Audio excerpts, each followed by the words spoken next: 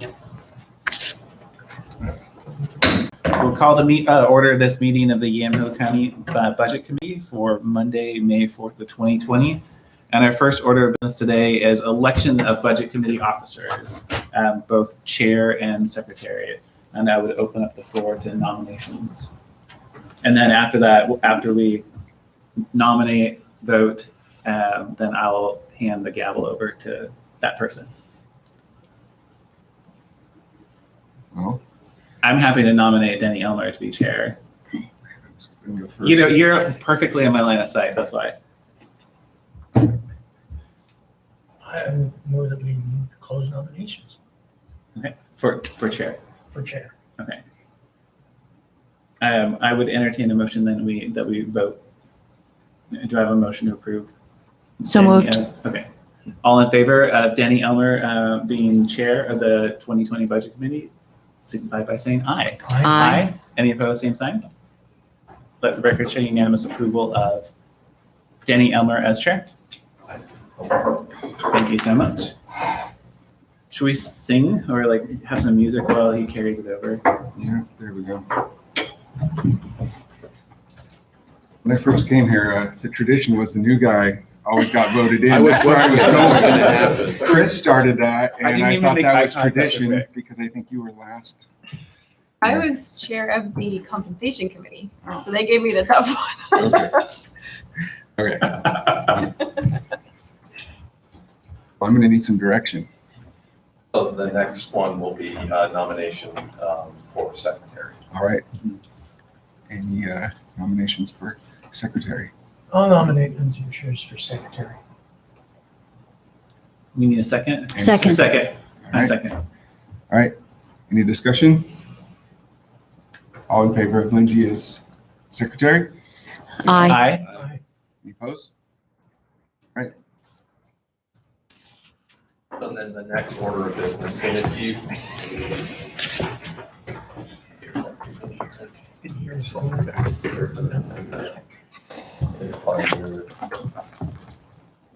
the next item is approval of last year's minutes. All right, next item, approval of the minutes from 2019. I'd move approval. Second, Second. second. Any discussion? Has everybody had a chance to check? Okay, good. Yes. Just want to make sure who was here. Yes, I can. Yeah. All right, all in favor of approving minutes from 2019? Aye. Any opposed? Passes. Ken? All right. So the next item on the agenda is my opening remarks and providing the budget message for this year. So I placed handouts of the budget message at everyone's workstation, and then I also have it up on the screen here as part of the PowerPoint. The first thing I want to do is welcome everyone to Yamhill County Budget Committee Week for the fiscal year 2020-2021 budget. It's going to take me a while to get used to 2021 budget. I especially want to thank each of the committee members, the citizen committee members who are volunteering their time for the next 3 days to help us get through this budget process. And again, thank you very much. As part, it's not only required, but it's a very valuable part to make sure that we have citizen engagement in reviewing and adopting our budget process. So I want to welcome you and thank you for volunteering your time to assist us this year. I also want to recognize Mr. Rick John is our newest member of the Budget Committee. And again, Lindsay and Denny, you've been through a couple of the budget processes, but I just want to highlight if there's questions or if I can assist in any way, flag me down or just go ahead and ask the question. But welcome. Yeah, welcome. Thank you for joining us. Yeah, thank you for being here. So as just to describe the process and what you're going to see over the next several days, we're going to have in your binder, you have a complete copy of what is called the proposed budget. And we're going to be going through this entire binder over the next 3 days with a lot of presentations. There's departmental narratives that are included in here. There's handouts, there's organization charts to help understand how, especially some of the larger departments, and how they're organized. And starting at 10 o'clock with HHS, we start with one of the largest budgets that we have here in the county. That's going to kick off where each of the department heads are going to be coming before you and presenting their proposed budgets for 2021. And before we get into those presentations, now I'm going to go through a presentation and give you my customary budget overview that I do every year as the budget officer. So I always like to start with the basics. Again, what is a budget? This budget's our financial plan containing, estimates for expenditures and revenues for the upcoming fiscal year, July 1 through June 30. The process that we follow complies with Oregon local budget law. This year, with the current pandemic, there's some challenges associated with that. And as you can see, we're a lot more spread out than we typically are in prior years. And departments won't be making their presentations in person. They're going to be joining us via video conferencing to make their presentations. And the hearing that we're going to have tonight is only for written testimony. In prior years, we usually could open the hearing at 7 p.m. on Mondays and have people join us, but this year we're taking written testimony only and we moved the meeting time up to 5:30. And all that was noticed out as part of our budget notices that went out weeks ago to make sure that we get that information. As far as the Yamhill County calendar and process, the budget process really started back in November for my team, and it really kicked off in December when the board reviewed budget instructions and the discretionary allocation table. In January, we issued budget instructions to the departments and had them start building their proposed budgets. In February and then into March, my admin team met with every single department and did reviews, did an administrative review of all the budgets that were entered. In April, we typically have a secondary administrative review with the Board of Commissioners, but we canceled that because the timing and of when those meetings were going to occur, there was a lot of things happening related to the pandemic, and we thought it was best to just go ahead and cancel those because they're not really required for Oregon budget law. And then here we are, Budget Committee, and there will be, again, to satisfy, we do 2 hearings as part of the process. So we'll meet with the Budget Committee. There's a hearing this evening. And then in June, the Board of Commissioners conduct another hearing and then actually adopt the budget. And I just wanted to, I put this slide in here and I wanted to talk about, before we continue with the budget message and what we propose for 2021, recognizing that we're currently with the coronavirus pandemic, there was a lot of challenges and a lot of uncertainty that went into building this budget. A lot of what you're going to see over the next couple of days, a lot of these proposed budgets were prepared prior to the declared emergencies. We still have a lot of unknowns on what the impact of the current pandemic is going to have on the current year budget. We're still analyzing, and this could result in further changes to 2021. I have in the back of my mind preparing for the fact that we may spend the next 3 days going over this budget and then possibly in June need to reconvene the meeting of the Budget Committee to go over if substantial changes need to be made to the budget. Right now, there's a lot of questions both on the expenditure and the revenue side of things when it comes to the budget.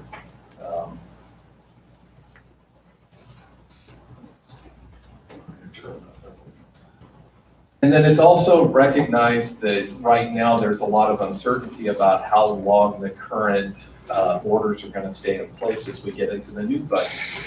So again, a lot of the estimates and the proposals that we built into 2021 may be subject to change if we get into the new year. And I'm looking at both potential impacts to revenues or potential impacts to expenditures. And it could be for revenues, it could be good or bad. The negative part, there's a lot of discussions about potential cuts that may be, and when we get into it later on, we'll go into more detail, potential cuts into a lot of our state funding resources that come into the county to support a lot of our programs. Or on a good note, on the positive side, there's a lot of uncertainty about what or if the county will receive any funding via any of the CARES Act legislation or anything coming from the state. So again, if we start to see funding coming in, then that may require adjusting the budget to reflect that we have those revenues, because we have to have appropriation authority to access any new revenues that are coming in. Excuse me, Ken, I have a question. So in regards to the CARES Act, so to date, we've received nothing in the county, is that correct? I don't, as of today, I'm not aware that we've received anything. Public health did receive funds, but I don't believe that was necessarily tied to the CARES Act. And there's a second payment that is also coming through OHA to public health. That, I don't believe it's tied to the CARES Act, but it may be. Yeah, that second 100,000 may be tied to it. Right. Admittedly, there's a lot of, at the state level. Well, number one, there was, in the larger CARES Act, there was funding for local governments, but only for local governments with a population of more than 500,000. 500,000, yeah. The state is getting direct funding from the CARES Act, and at this point, it's unclear. The governor hasn't released plans to any of the counties on what funds may be made available to cities and counties as part of their allotment of that CARES Act. So right now, the only funding that we've received specifically to COVID-19 has been directly to public health. Right. Okay. Thank you. So again, as I said, 2021, the revenues that were built into this budget, a lot of that, we may see declines in what has been budgeted. Which will also further potentially have an impact on our reserve use, which will require more reusing of beginning balances if we're having, or some difficult decisions being made in the new budget year if revenues are coming up short. Of course, we'll have to manage our expenditures.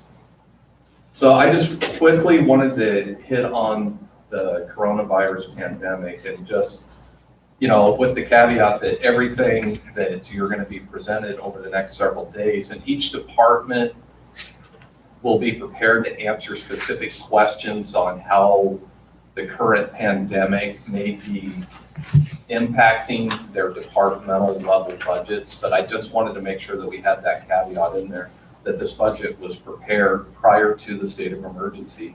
And there's just a lot of uncertainty right now. So now that we got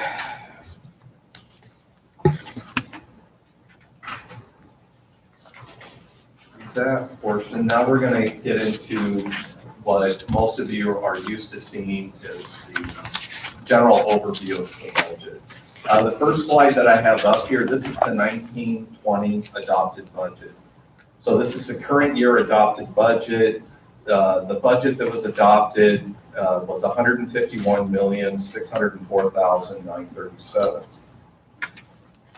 For the 2021 proposed budget, and here is the breakdown by service team, we currently have a budget proposed of $149,759,511, which is 1% less than the budget that was adopted last year. Some things to call out, you can see that our two largest categories, which comprise 53% of the total budget, is criminal justice and HHS. a lot of changes. If there's any, and recognizing that HHS is one of those departments that is so large, and a lot of the intergovernmental agreement, there's a lot of state funds that comes to HHS. So any revenue impacts, that hit 30% of the budget, it's going to have a more glaring effect on the overall budget. So again, just a general overview, and you can see that 53% of the budget, and with HHS being our largest department. Now let's briefly talk about revenues. The next slide, we have a variety of revenues that come into the county budget. And it's a lot more than property taxes. I like to call out that if you see that our taxes only represent 16% of our total revenue. And then just highlighting the concerns that I have with the current pandemic is the two revenue sources that will have the largest, potential impact to the budget, or see the largest impact as a result of the pandemic. It's going to be the intergovernmental funds and the fees and charges that are collected, because of course, if the restrictions stay in place, we have less people coming into offices and paying fees and charges that are a major driver for the budget. And that's 46% of the budget. So you can see why there's concern about the revenues. And we have, thanks to some very conservative, budgeting practices in the past, we have a good balance that we are able to build our budgets on, but recognizing that we are starting to see a decline we're having to use more of those beginning balances to fund operations in a variety of budgets. And I'll have more information, and you'll see it in future slides. I have a question. Sure. In regards to the balances, where has that historically been as a percentage of revenue? Has that been declining or holding, or where have you seen? I'll have some Okay. future slides that will answer that question specifically. Again, right now on some early, very conservative reviews, I just want to highlight that right now agency heads at the state have been under instructions from the governor's office have been looking and notifying our departments to get intergovernmental of potential cuts of around 8.5% for the next fiscal year for each of those funds. And looking at that, and then also looking at some conservative estimates on what the impacts to our fees and charges can be. Right now I'm estimating that an overall impact, we could see a drop of 3 to 4% of our revenues into the new year. And that equates to about $4.9 million with an impact to our revenues. And when I get further into the first thought would be, well, we have balances that can help soften that revenue shortfall to a certain degree. But when I get into more detail about those balances, you're gonna find out that there's a lot of dedicated funds that are mixed into those balances that you can't necessarily take from that fund to go. They're not discretionary. You can't just pull the funds and go plug a hole over here in another division or department, because they're not discretionary, and there's restrictions associated with that.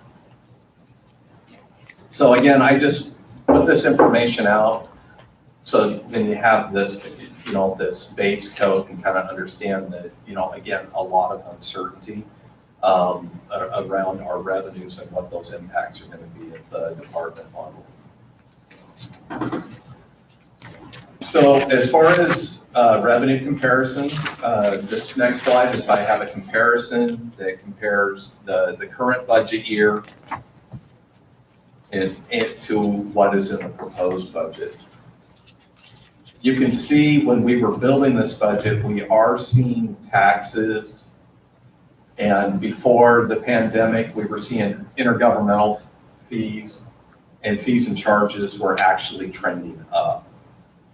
However, balances are trending down in what we've built into this, and there's many factors that contribute to that. But one, there are some departments that struggle where their revenues haven't necessarily kept up with their trajectory on their expenses, and especially with personnel expenses.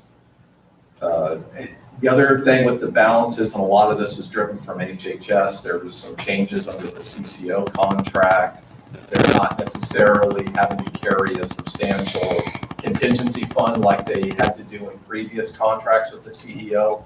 And that shows, that it looks like there's a drop in the revenue, but there's, again, it's a budgeted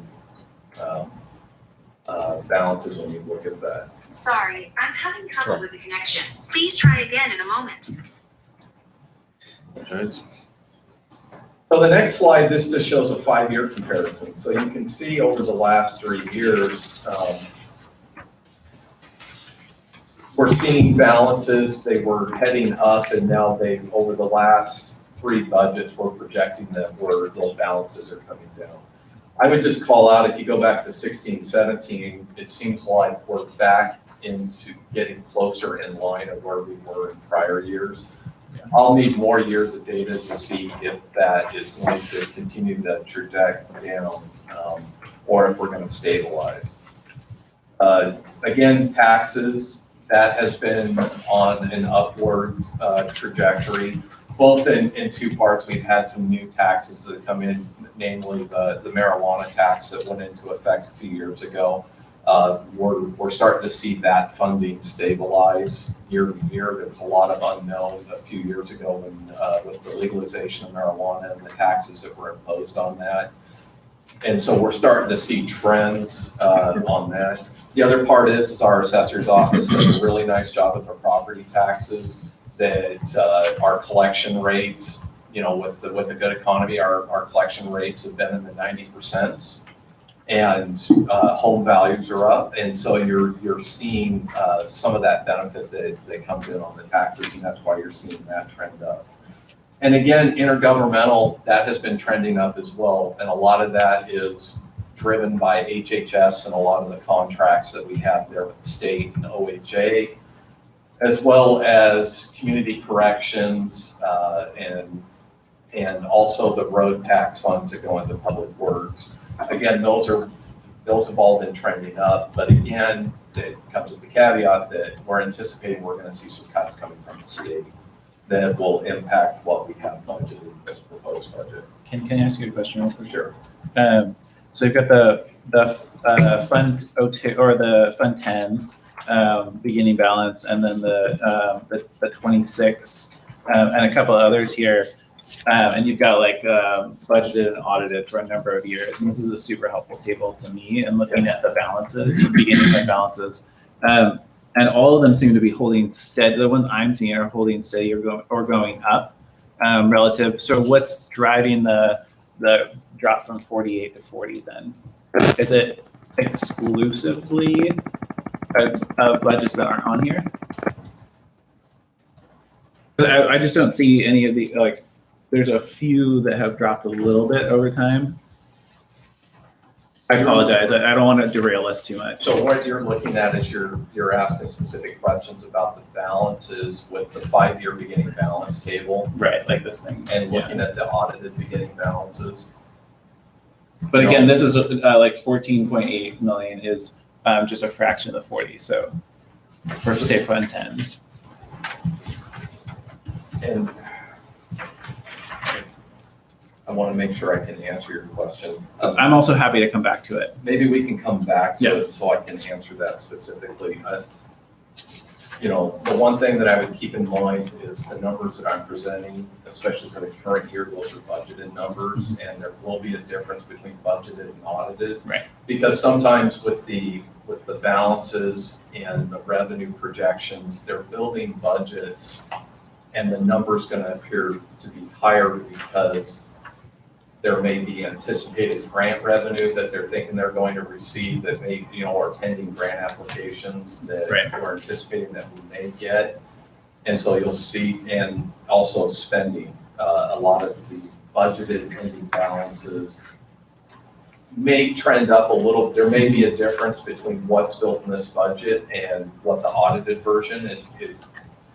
It's primarily going to be driven by their estimating, well, I'm going to get this project done between now and June 30. Yeah. And maybe that project doesn't get done. And so then that balance ends up being higher in the audited balance. So again, some of the challenges that we have as part of the budget process is because we start building budgets in January, we're doing 6-month projections on what we're going to spend to determine our balances for July 1. And so you're right, and I'm glad you called attention to it. This is a good example of this. You definitely want to take a look at the 5-year beginning balance report. They're great. And you'll see some other slides that I'll show later. You'll see the difference between budgeted and the audited numbers. There tends to be a gap between the two. And again, that's just because we're trying to do our best to project revenues and expenditures out and see what that beginning balance is. Yeah. So it might not be as severe of a drop, but with the budgets that we've built, we're anticipating that we're spending more money. Yep.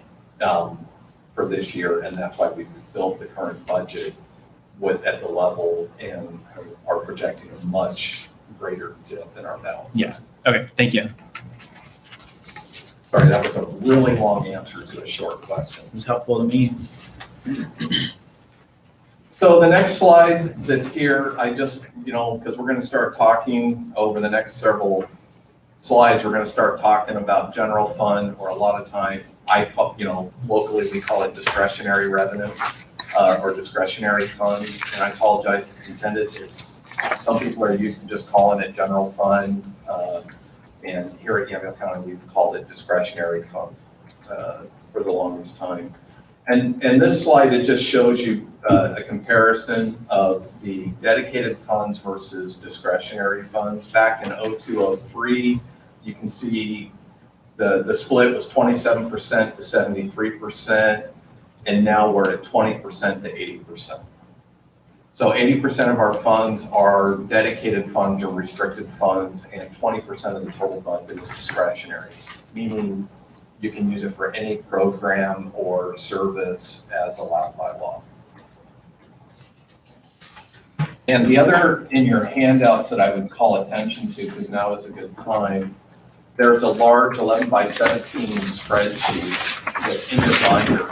And this is what we'll be referring to quite a bit as the discretionary allocation table. And this is, we break it out by budget service teams. And so you can see what each department has been given in their annual allocation of discretionary funds to build their budgets each year.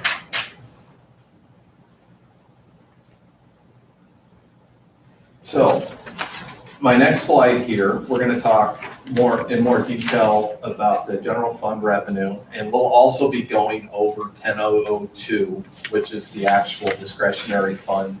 That'll be a department presentation that I'll be doing. But I just want to show some details of what's all included in the general fund. So you have the current year taxes, you have prior year taxes, you have O&C funds, you have payment in lieu of taxes, you have the amusement tax, which is the lottery fund, which we're anticipating that's going to be impacted what we have built into this. Again, we kept the number here, but I'm anticipating we're going to see a drop in that. We have funds for the cigarette tax, alcohol tax, the marijuana tax, which we have budgeted pretty conservatively, but reports are, and we'll know more on May 20th when the state releases its revenue forecast. But liquor and marijuana seem to be doing really well right now as far as during the pandemic, where a lot of the other funds are impacted. Pool and bond interest. Both of these funds, what we have budgeted in the current year, these are revenues that we're going to have to adjust. When these were originally built, we were doing forecasting. This is the pool interest. That's our LGIP, the funds that we have to keep in an interest-bearing account. Those have been on the decline. And the bond interest, that's the work that the treasurer has been doing with the investment portfolio. And I think everyone has seen that the uncertainty of the current economy, there's been a lot of impact to the stock market. So we're anticipating for the next year, the last conversations that we had with Mr. Green, its revenues will probably be half of what's built into this budget. And so that's going to have an impact. Pool and bond interest represents 1% of our total revenue if you go back to the previous slide, but still it's important to recognize that 1% is going to be probably impacted by 50%. So again, that's all these funds are what went into the $29 million that is used for discretionary that funds all the departments that are listed on that discretionary allocation table that I shared, that large document.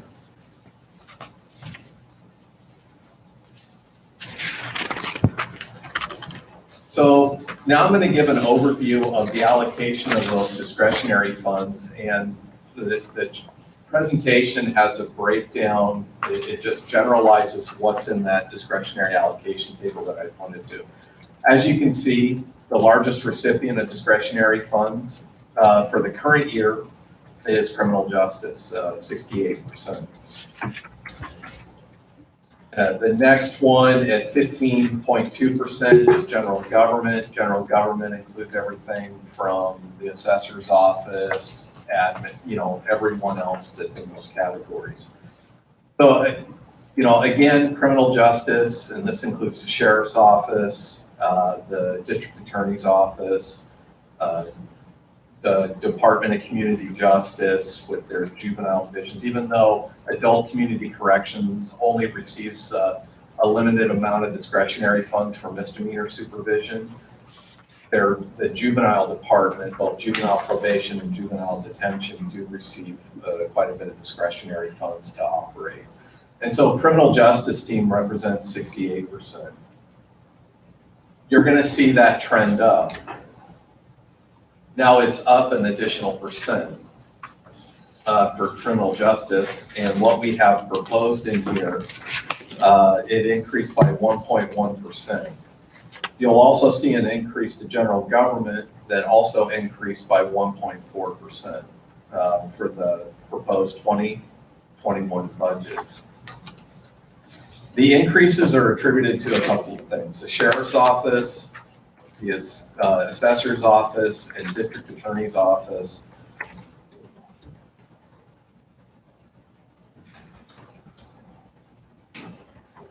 All are in building this budget experience shortfalls. And in order to present a balanced budget to the committee, we went ahead and increased their discretionary allocation, their discretionary revenue allocation, to make sure that they could balance their budgets.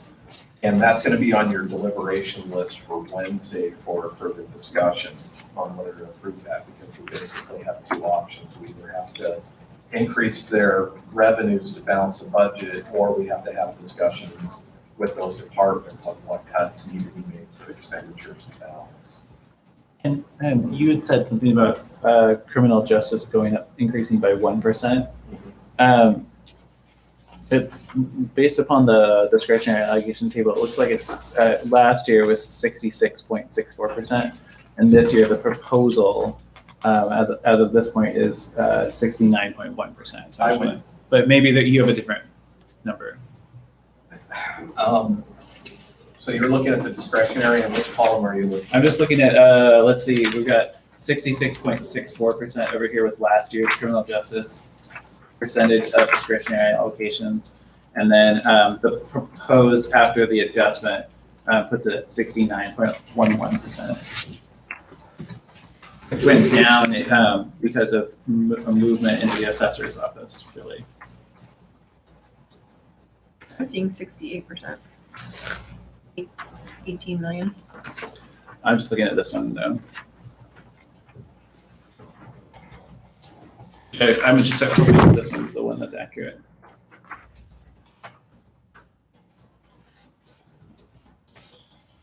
What I'll do is I'll take a look at the discretionary allocation table and make sure there's not an error. see that in the number there. formula. I see what you're saying. It's the same number, but it's a different percentage. Well, this is the same number as right here, which would be 69, but over here, this is the like number that we're probably looking at. And Sorry the- to derail us. I just want to make sure that, The you know, numbers are since the people are same as the listening. percentages that are off. Sorry? The numbers are the Yeah, same it's as the percentages that are off. The number is also off from what's on the far, right. I'll take a look at the. Okay, But again, you know, the numbers. It's gone up, but only a little matching. bit. We have a lot of formulas that Yeah. come into play, and I'll take a look at the discretionary allocation table and see if there's some, you know, again, sometimes with Excel spreadsheets, we have a lot of data that's pulled in. The numbers that are in my presentation are specifically pulled out of the budget system, where the spreadsheet on the discretionary allocation table is something that's not necessarily pulled. This is something we use for tracking purposes. yeah, that makes sense, right. So I'm more confident with the numbers in the presentation because Okay. these are specifically pulled out of the finance system in how we determine these. Oh, but this is 1920 is what's up on the screen, right? Well, but no, you're right, because it says 66%, which would be a significant increase From 66 to, versus 1%, but. Yeah. But it's the same, it's 18.1 million, so the dollars appear to be the same. yeah. Minus the BOC session adjustment, which is the third column. But yeah, you're right, the numbers are the same. So I'll take a look at the discretionary allocation table and, Okay, thank you. I just want to make sure when I see different numbers in different places, I worry about which one is the accurate one. And since we're making decisions in kind of a bit of an uncertainty, I want to make sure that we have some right numbers. well, and I would just, you know, emphasize, you know, the budget message that I'm getting in the overview is to provide a general overview Yep. of the system, and there's a lot of data that is driven into these systems and into these spreadsheets. And the presentation that I'm giving is specifically, these are reports that are generated out of the payroll system, or not the finance system that we use for tracking and building a budget. And so the numbers that are in here, just recognizing that there may be some impacts to the percentages depending on the formulas that are built into the various spreadsheets, and you know, and just keeping in mind if there's specific questions about that, I can look into that and I can search that. But you know, a lot of the reports that I generate to build this report, you know, we're talking, I have at least 5 or 6 different Excel workbooks and trying to pull this data together. Yeah. So there could be calculation errors or formula errors in there, but I'll try to catch those. And if you have questions about that, you know, I'll follow up on that. Yeah, and I think we're just coming back to finish my side. It looks like it's just really the 1920 discretionary allocation percentage is 68 here, and it's 66.6 over here. So I think that's the only difference, really. The other numbers are the same. They match. I think it just goes to show, last year it did too. I know we had a couple things with this discretionary allocation table, is that why we've been putting money away for a new finance system. We have to have one that is an ABC system, covers your accounting, your budget, and your cost. So Ken doesn't have to pull from 6 different Sure. workbooks. Everything Yeah. is in one system, because the more data sources you pull from, the more likely you're going to have mistakes. Right. Okay. Thank you, Ken. So Thanks, again, a lot of the asks that are coming here when the change of the percentage is additional requests that are coming from those departments that need funds to. And so you're going to see a mix this week. You're going to see some departments that are making an ask for increased revenues. Others did cut expenditures and to balance their budget. So they're also going to be coming forward with asks to restore some of those areas that they've cut. And you're going to see that as we get through each department's presentation. One of the things I'd highlight is you're going to see some decreases, like for internal services. That was one that was being decreased because we were in prior years doing a lot of, we were doing transfers to both Fund 40 to support a new software that Commissioner Olson mentioned. We haven't been putting any more, and we didn't budget for any further transfers to go into that. We're starting to do the RFP process and put that project together to see if we can get a real benefit than constantly just putting funds away for, for that finance software. We currently have $1.5 million available for that, and if it ends up that the torch coming back, there won't be an ask. But we still haven't, we're not planning on implementing that project over the next budget year. So the other change. Excuse me, Ken, do we have a just ballpark estimate as to what that would cost? So I know we've got a certain amount of money put away for it.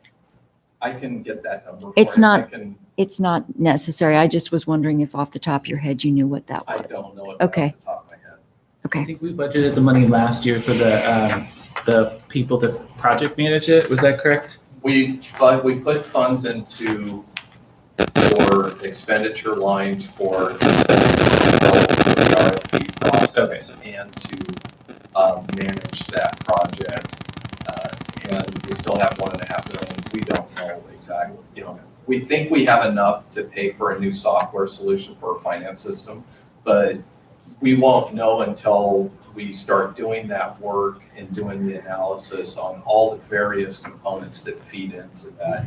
Because our current central finance system, it's payroll, HR, budget, as well as our central finance are all built into separate modules into our current system. So depending on what we end up getting as a software solution coming out is really going to dictate or drive what that is. Okay, great. Thank you.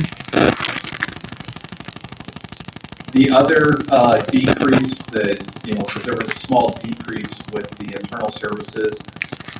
In prior years, we were also doing some large transfers to our insurance reserve to build up the reserves in our insurance reserve. Should in the future, you may be aware that years ago, we had some histories of some pretty large claims that against the county, and we were preparing on the possibility that we may have to go self-insured. And so we were putting more funds into insurance reserve.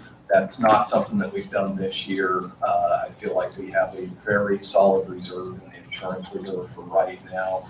And so that's why I recommended that we're not transferring any discretionary funds, because recognizing that we have a lot of needs in operations that we're going to need to hold funds there. And then also there were some pretty large transfers last year to support the jail camera project that was approved last year. So there was a lot of transfers to capital reserve as well. So there was a slight. So the next slide, now we're going to talk about some trends with the allocation of the discretionary funds. And you can see that on the most part, the trend has been pretty flat, except for criminal justice. Criminal justice has been trending up, and there's been quite a few discretionary allocation increases, more specifically to the sheriff's office. Sheriff's office has had, needs to increase revenues to balance with the expenses that are coming from that office. And recognizing that there's challenges, that the sheriff has in really trying to diversify, that they're really reliant on discretionary revenues. They don't have intergovernmental agreements or Medicaid funds or other revenues that some of our other larger departments are able to access. So I just want to highlight that they really don't have a lot of diversity in their revenues.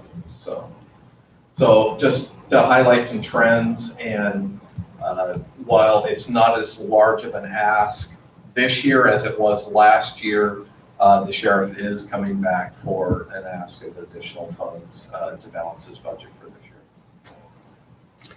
Ken, real quick, am I thinking of the same fund when you say insurance reserve? Is that the fund that we used to offset some PERS increases last year?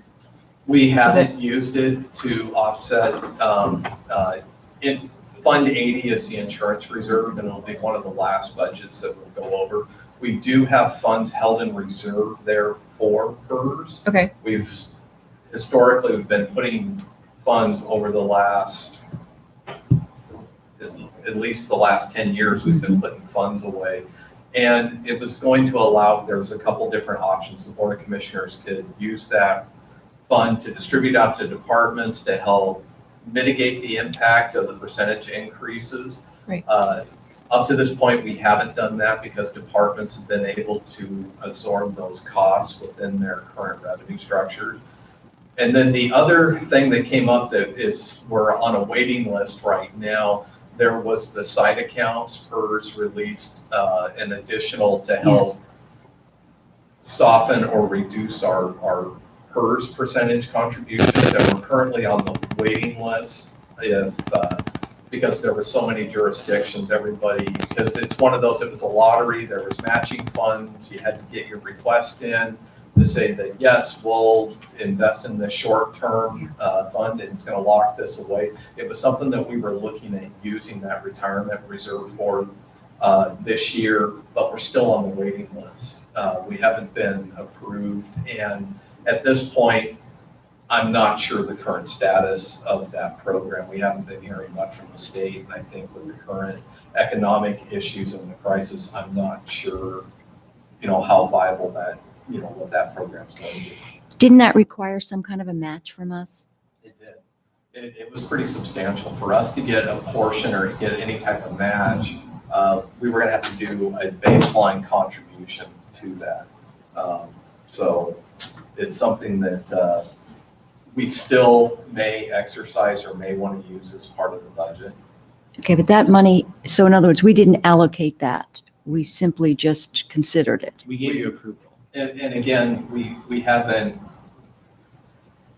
right now it's held in a restricted reserve. Okay, So even that, if we were going to act on it, if we were going to do something with those funds and move those to the state to be used, the board would probably have to do a supplemental budget okay. in order to access those funds and put that forward. Right now, we're just recommending just to hold it in the reserve, and maybe that's a discussion when we get into the department into version 80 and go through that budget. We can get into more specifics on that. Okay, thank you. And I So realize- to follow up though. Yeah. It says we have $2.2 million as a PERS reserve Mhm. currently. Mhm. Did we set aside money into that budget last year and we're not setting aside moving any money in there this year? Sure. We did not. We talked about that. I had in my notes that we actually took a deduction from that last year. We did do a transfer in the transfer. funds into that insurance reserve last year as part of the discretionary allocation, but we did not, I'm sorry, I misspoke. Last year, the budget committee, we did not transfer funds into the insurance reserve last year. So we didn't put anything in, but I had in my notes that we moved something out. Was that not? What the funds that we moved out was from a different, from a liability line from the reserve for the future in Fund 80. We moved $500,000 out to discretionary and then transferred that to Fund 40 for the jail project. Okay. And that was the only funds that we moved out of 80. Thank you. No, I didn't track. So that was the only funds that we moved out. It didn't come out of the first retirement reserve. It actually came out of the reserve for the future and funds that we over for general liability. $500,000. Just recognizing the jail camera project, any kind of security type of projects are going to help mitigate risk within the facility. So that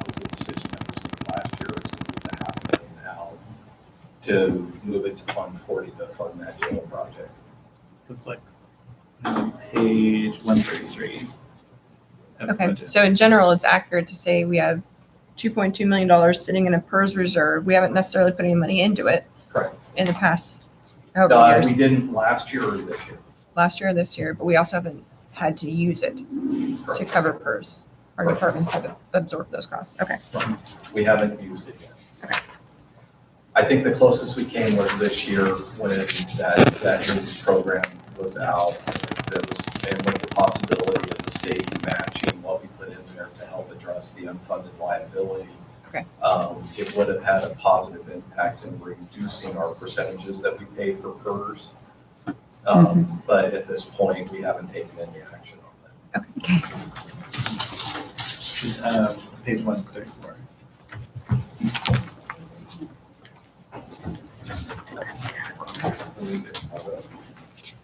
So the next part is and I have to watch the time. I realize I'm running a little long this morning. So now I'm going to get into, again, what's built into the proposed budget and expenses overview. Not a lot of major changes in comparison of the proposed budget as compared to the current year budget. Personnel expenses still represent, 45% of the total budget. This is up compared to last year by about 4%. And where you're going to see the decrease is going to be in materials and services. We're just seeing a small decrease there. Some things that I would just, we have that really small outlier that's less than 1%, that 97,000 that just kind of shows up as a sliver. That's where a pass through for county school funds, and we'll get into more detail. It's just kind of odd to have a sliver like that kind of show up different than the rest. Again, reserves are sitting at about 12% right now, what we have budgeted. And with the majority going to personnel and materials and services, and then about 7% capital fund. The other highlight that I would show is you're going to see a decrease in the contingency. And that's specifically related to HHS with the new CCO contract. In the prior contract, they had to, by contract, carry 90 days of operating in a dedicated contingency in the HHS budget, and they're not required to do that. The CCO will be taking that risk for the contingency. So you'll see a drop in that percentage in contingency. And we're always careful with contingencies because contingencies are supposed to be budgeted for a stated purpose, and there's limitations on how you can access contingency funds. So you'll see a slight dip in that percentage. This is the next presentation. It's a comparison. Again, this is where you're going to see where the personnel is up, and you're going to see a slight dip comparison from year to year in materials and services, and then you'll also see that change, that drop in contingencies. And again, that was, HHS had a $4 million contingency over the last couple of years, and so you're not going to see a $4 million contingency fund built into HHS. We're not required to do that.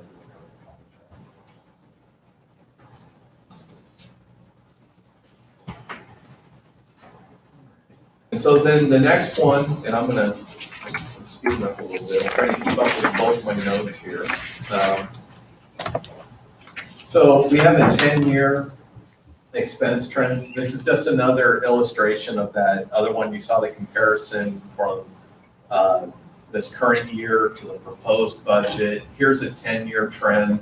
And you can see that personnel expenses continue to go up, but you'll see a decrease in materials and services.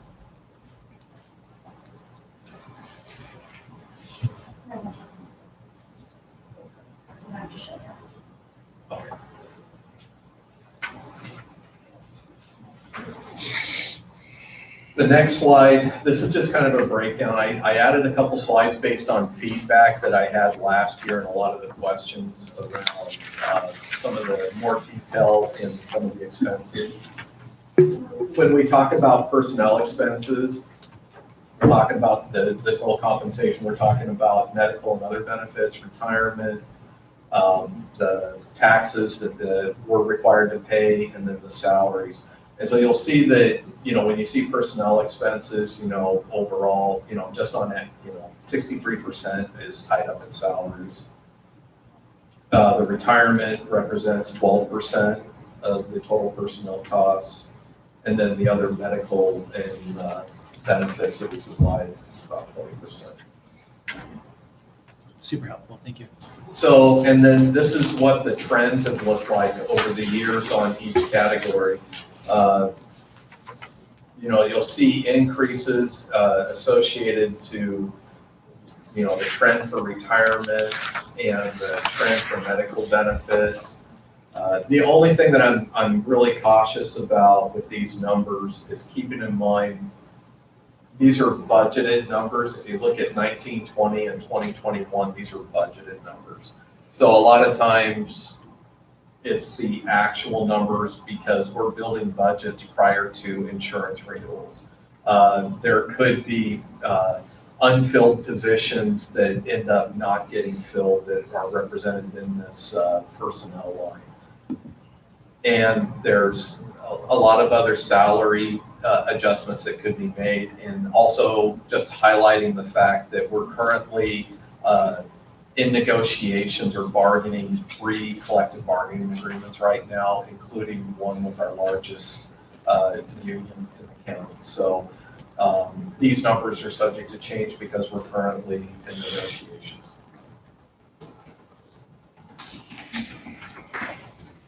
And then this is just a breakdown. When you see materials and services, you'll see that we refer to it a lot, but materials and services is really further broken up into 3 categories. You have your internal charges, you have your materials, and then you have your services.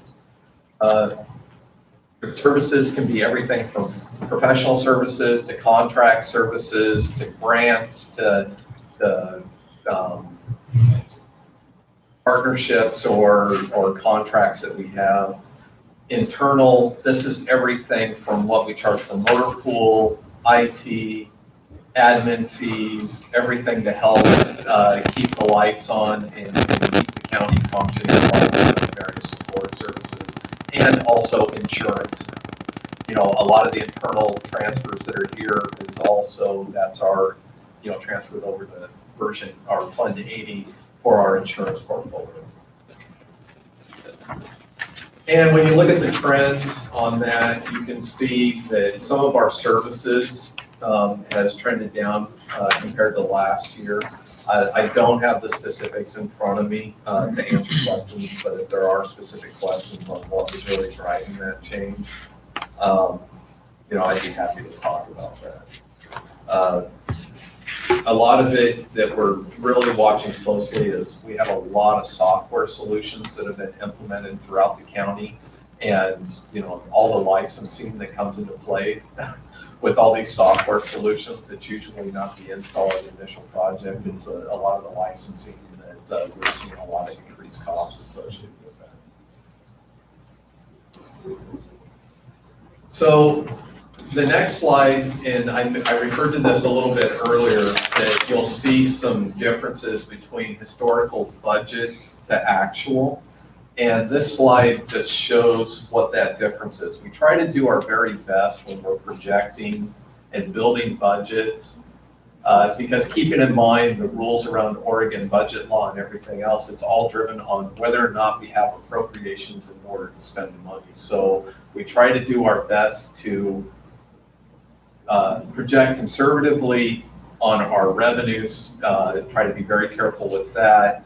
But then when we're looking at expenditures, most departments have a tendency to make sure that they budget more, because to have at least some contingency built in, because if we were to budget too low on our expenses, we wouldn't have appropriation authority to then hire those positions, or if there's a need that comes forward during the year, we wouldn't have the ability to use those revenues to expend those funds to address that issue that may come up. So you can see, like for personnel, departments have done a really nice job, although it's that gap is growing a little bit between budgeted to actual as far as personnel expenses. Materials and services has a larger gap when you see that, but I would highlight that, one, we're trying to work on with departments in closing that difference.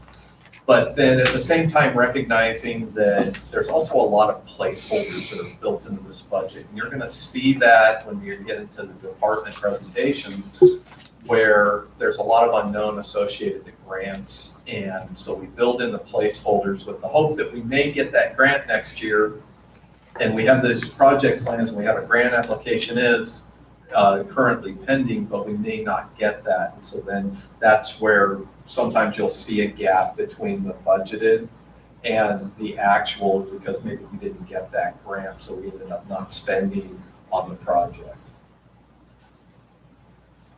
Or other times we planned to do a project and we ended up experiencing a delay, and so it ended up that we're not doing it, so then it's going to appear to be a gap. But we still, it's something that I've been on the last several years, is trying to close that number, that discrepancy between budgeted to actual, but recognizing that a lot of times there's things outside of our control when we're building this budget and trying to, project out a project a year from then, when we first entered this budget, it's something that we're working on.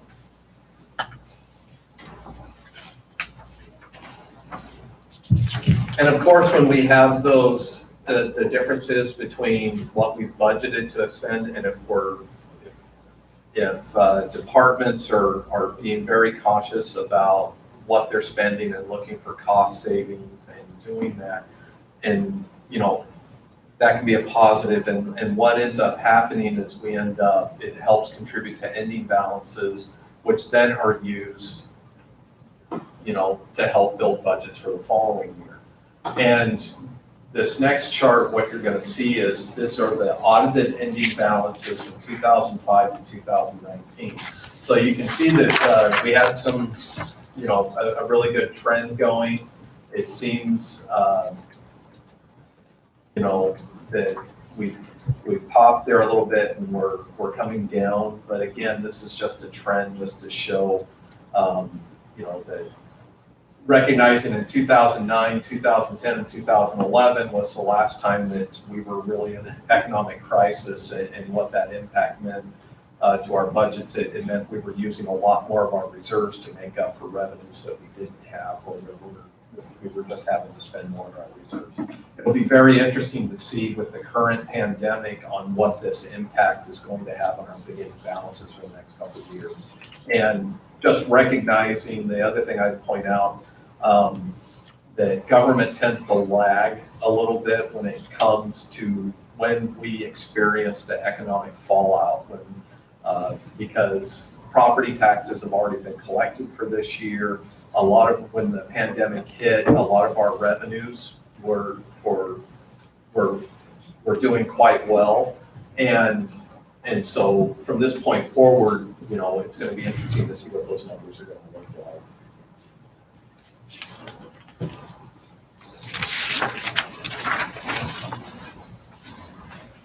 And so this is another new slide that I added for this year, is to just show with the budgeted versus audited beginning balances for 1920.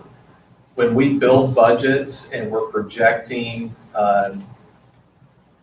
the beginning balances for 2021, we use the audited beginning balance numbers for building those budgets. And I just wanted to show where some of the major funds on the difference between that.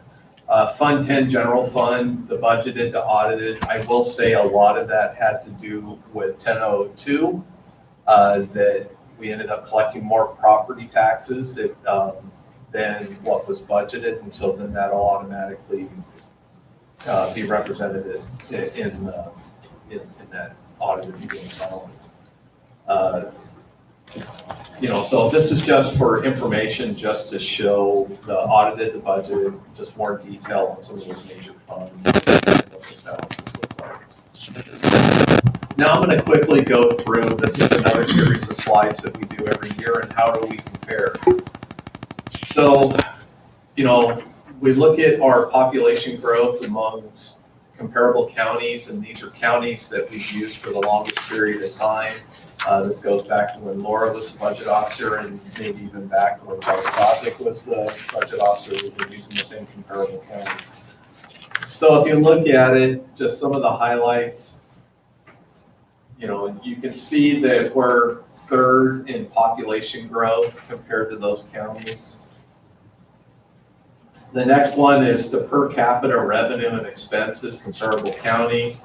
You see we're right in, we're fourth in comparing those counties. And I apologize if I'm going quick because I just realized I'm over on time here. I asked you a bunch of questions.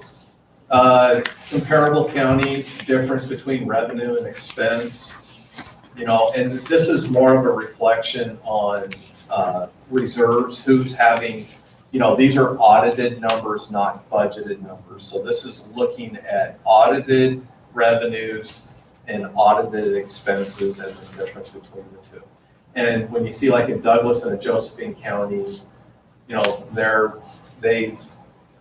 the timber counties, a lot of those for the longest time were in the red. They were having a difficult time when all the O&C funds, and they were really operating a majority of their budgets on that. So you really saw a big deficit.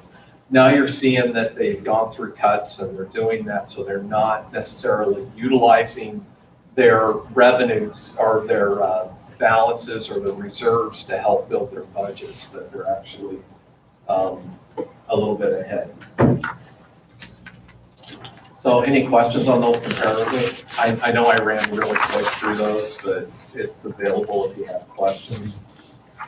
So looking ahead, and in no particular order, I just wanted to throw some bullet points together to highlight challenges with the new budget year.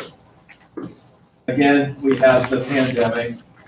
That's something that we're still monitoring and watching on what that impact, both positive and negative, could have on the budget, and what we have built in this budget is subject to change. State funding. This is something that we're monitoring really closely, just because, like I shared in the previous slides, that there's a lot of cuts that they're anticipated at the state level to fill gaps, and then that'll have an impact at the local level. So it's something we're going to have to really watch. If those 8.5% cuts happen at the state level, or if it ends up being something more drastic at the state level, we're going to feel it here locally and have to make changes. The other challenge, that I see is demands on discretionary revenues, and we'll get, when you start seeing some of the asks coming forward from the sheriff's office and the assessor's office, and all over the map with what we're allocating of that 26 million that's being distributed out, we're being left with an even smaller reserve that is really the general reserve that can be used to fill gaps in other general fund departments. And I will go into more detail when we go into that department budget for 1002, so you can actually see what those numbers play out when I actually have the numbers in front of you. Jail facility needs, there's always a need for improvements in the jail. There's a large project that's underway, and we'll get into more discussions during Fund 40.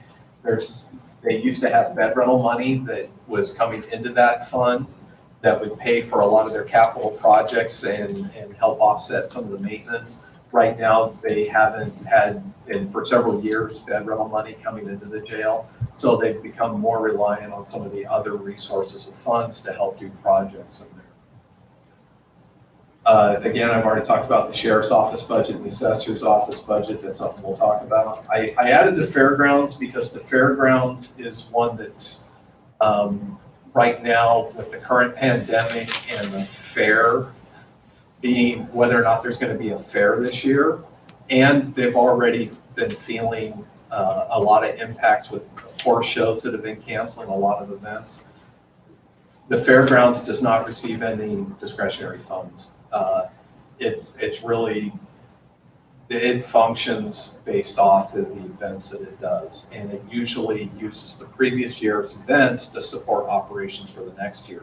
They've had such a number of cancellations, and with the fair being up in the air, I think the fairgrounds, there's going to be a lot of challenges and a lot of discussion about that during this budget process. Excuse me, Ken, haven't we in the past given, not necessarily discretionary, but they were getting video lottery dollars Yes. to the tune of what, 40,000? 70,000. 70,000, and what's the $40,000 figure I'm thinking about? They used to be at 40,000, and 2 years ago, the board approved it Okay. to 70,000. Thank you.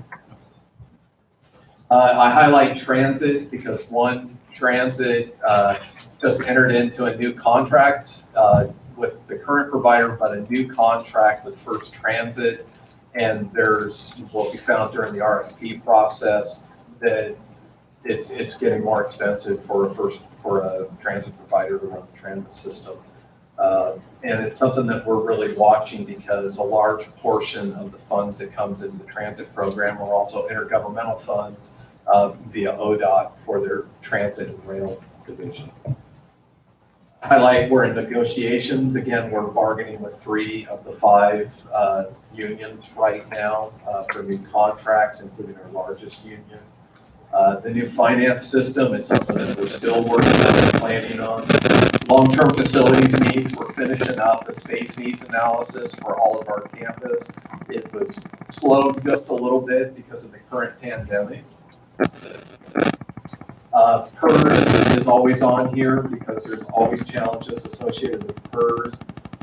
HHS is entering into a new, has already gone into the new CCO contract, CCO 2.0, and there's going to, a lot of shifting and changes that are occurring, like them not necessarily holding full $4 million in contingency. And then, now that this is my second year as the budget officer, some things that I would like to change as far as budget process moving forward. It's just something I wanted to highlight, that I have some thoughts and ideas and some policy areas where I think the board and the committee will want to weigh in on, on how we move forward, and especially with a lot of the uncertainty, is adopting some policies about minimum reserves, minimum balances, some things that we haven't necessarily done by policy, and I'll probably save that for when we get into deliberations and provide some more updates on that. Again, this is the slide we put up here every year. This is just to kind of show those PERS rates, what they are for the current biennium. Anticipating, that at the end of the current biennium, they'll probably go up again.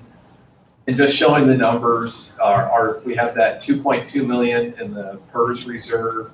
Right now, total in the budget, we're 7.8 million in PERS contributions.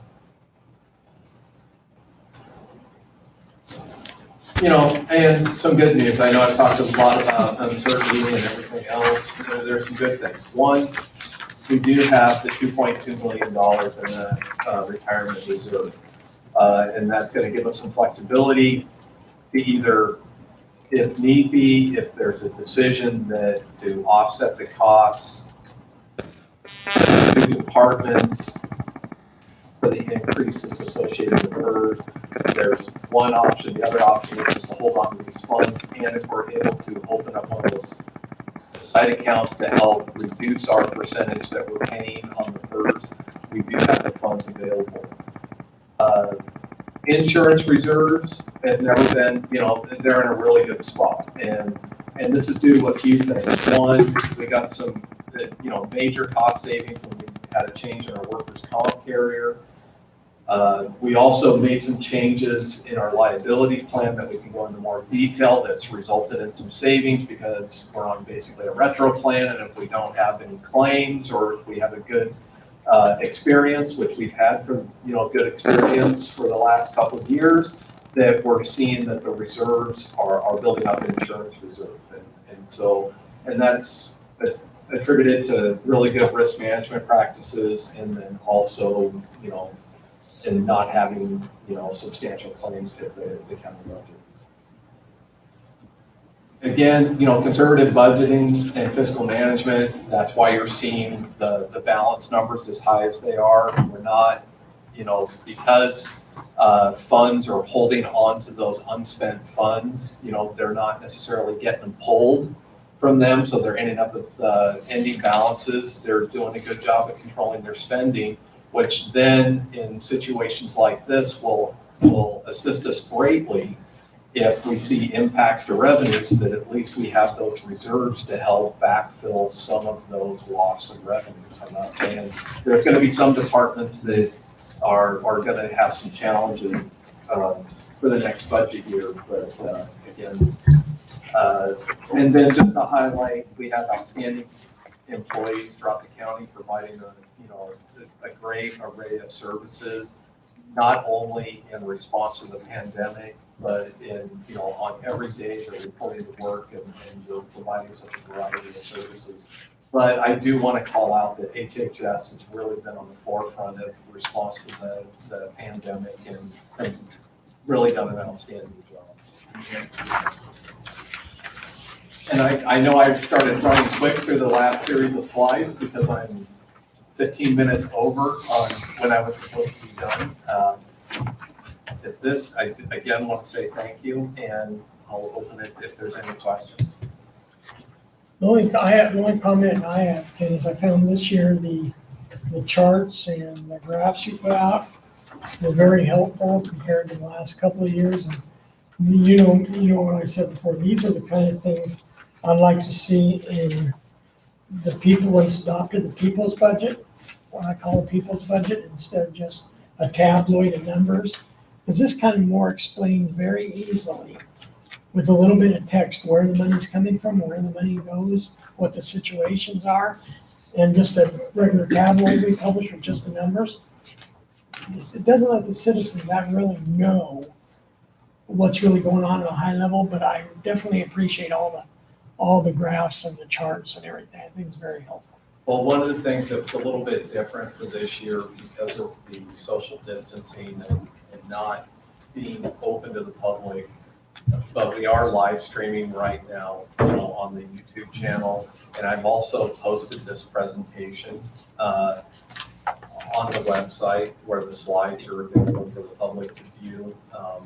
So they can take a look at that information. So it's there. It's not something that we've historically posted on the website, but it's available.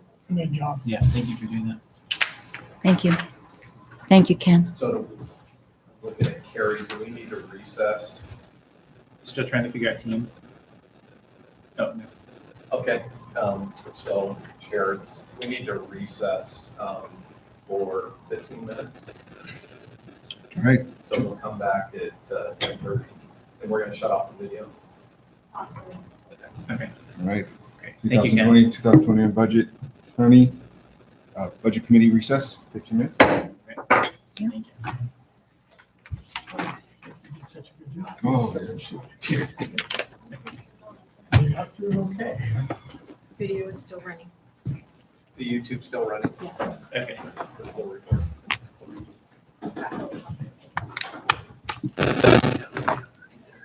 We don't have, I'm so used to Zoom now that, I can't put my stop video. It's a little icon of Well, I tested Zoom and Teams and WebEx, in meeting, all the four. Bless you. Zoom is probably the easiest to Yeah. use. They're really hot. I'm gonna take my shoes off. I was wondering why you were taking them away. Got it. Good job. Way to keep everything running behind. Joe, don't move your legs. I'm walking by you. At least he doesn't have a cable in the middle of the path this time. So Mary, how much longer? Wife, if I tripped you. Yeah, that's right. How much Oh, longer was he's that? How back much longer there. with the walker? I tell them Good sure. Nicely done. Gee, the single foot team, Mary's doing well. Moving on up. Rick, did it all make sense or? Oh, Mr. I'll, Budget's I'll, over here. I'll catch up with it. Yeah. I mean, I've set on enough budget. You don't have any problem. Each, It's and almost- each of them have different looks. and Yeah, I was gonna say that systems. seems like the thing, it's just like how. Especially those, like I say about state, county statutory, county Yeah. tax and budget is much different than general. I always said that statutory is everything that general should be, or no, general is everything statutory should be, but it's, Right. So Rick, you ready to retire? I'm ready for the third time, I'm not gonna do this again. Okay, one more time. one more time. No, I've had people ask me if I was gonna do something again next year. I said, No, no, there's nothing wrong with doing that. no, that's it. We'll After try this, to do some I'm fun things. 40 years. 40 years. Government Turn it service. off and back on. I actually think it's connected to City of McMinnville, budget committee. One thing I saw. City, county, yeah, it was, the only thing I saw. You know, I mean, it could be their microphone.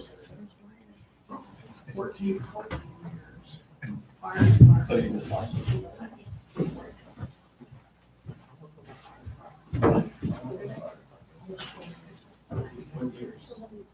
Let's see.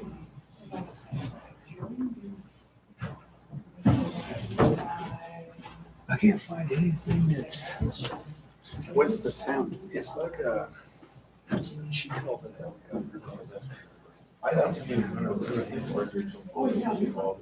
You could hear it? Yeah, all of a sudden they just get that started on. Sure. On. It's definitely started. That's my procedure. But the only thing I've found so far is just. Okay. Is it on? I didn't look. It's right there. I didn't look.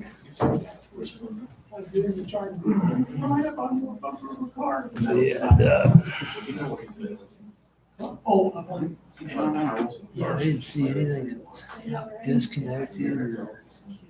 And the cart was on top of that little shirt that was back there. But, you know, it wasn't, you know, something's talking. He doesn't. Is he online? I'm kind of looking underneath the cabinet, the counters up here.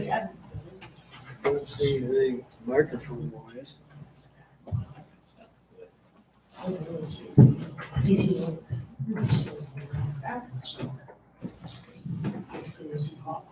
Hello. Just looking for the. We're looking for this whole. Do you want me to move? No. Okay. And nice to see you.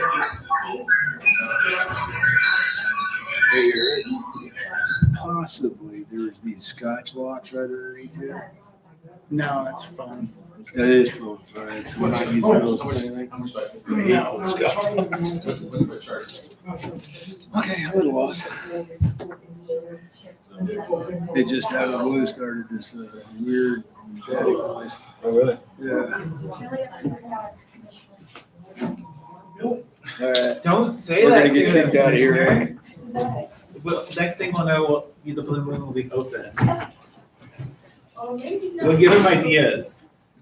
All right, what happened at 8? Everything was good. Good replacement. Talk to you. I don't know what it's called.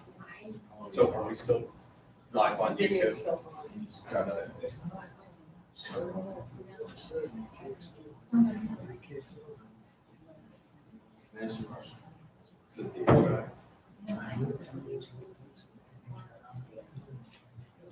Yeah, they're trying to get rid of these icicles on my head. Or a blanket. For the right price. There you go. I was gonna have a couple hot chocolate too, but you want water. Oh, right here. Right here. We have hot chocolate. Just. It's Monday. Yeah, and I don't know, if the machine, I want to take, what is the bus? 8 o'clock. I don't know, I'm not sure. I never know, I don't know. What it is. That's right. Oh, boy, Denny, It is chilly. it is chilly. But he's gonna bump up the temperature. It's a good. What? Oh, I've been doing really good.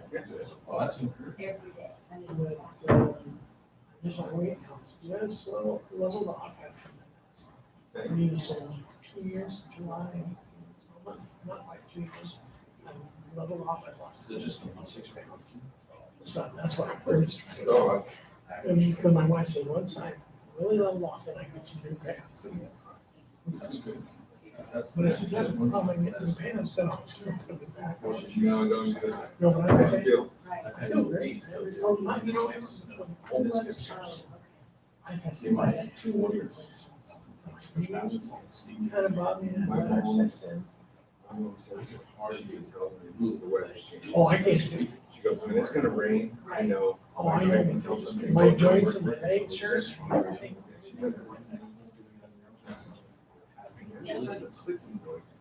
And that particularly. And that she said, I wonder if it's. They've been stuck at home, they live out in Grand Rapids. Yeah. They just haven't been out. Yeah. Just walk. Hardly just. It's a diet. So then it's. So she's gonna get her hair, it's like, gosh. Yeah. It could be that. Okay, but if you know, she did it quickly, but it doesn't hurt, then there's nothing wrong with it. Yeah, but she, in her mind, she's like, I feel like it's like it's gonna give out. Your muscles. Yeah, no, The it's not. mechanisms, yeah, your muscles are not. what's in No, those. she knows me, because it comes in multiple bottom half and top half, where the ball itself is coming out of the joint. And then she, I didn't know. no, I had 2. The first one I had was last July. And then I had one in last one in December. She made herself disappear. There's. There's been. If you I'm gonna tell him to sit back down. Yes, I can hear you. You hear me okay? Yes, we're gonna get started in just a minute. We're having some technical difficulties. I'm good, thank you. Can you see the front of the room well? We get too hot, man. That's what I'm saying. Yeah. Yeah. Enjoy. That's right. Go to some things. Okay.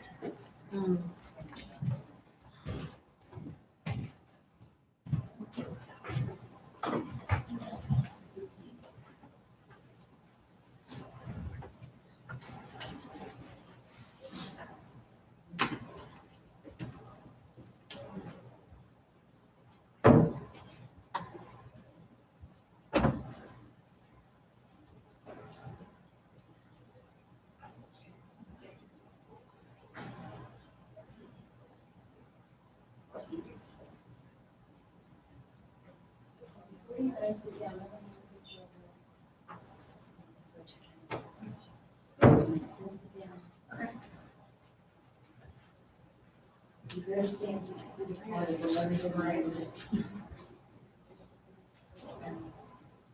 Yeah, this is my view.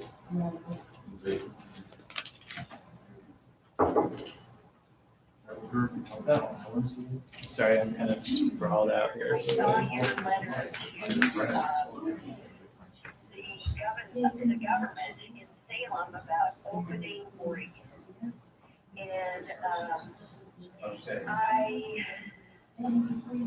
want to get some advice from you about how to fight that. We'll do a price. Oh, that's right, we're supposed to, sorry. 6 feet. 6 feet is, well, someplace where I can get, well, I'll do this. Yeah. This is our Papa Marks in here.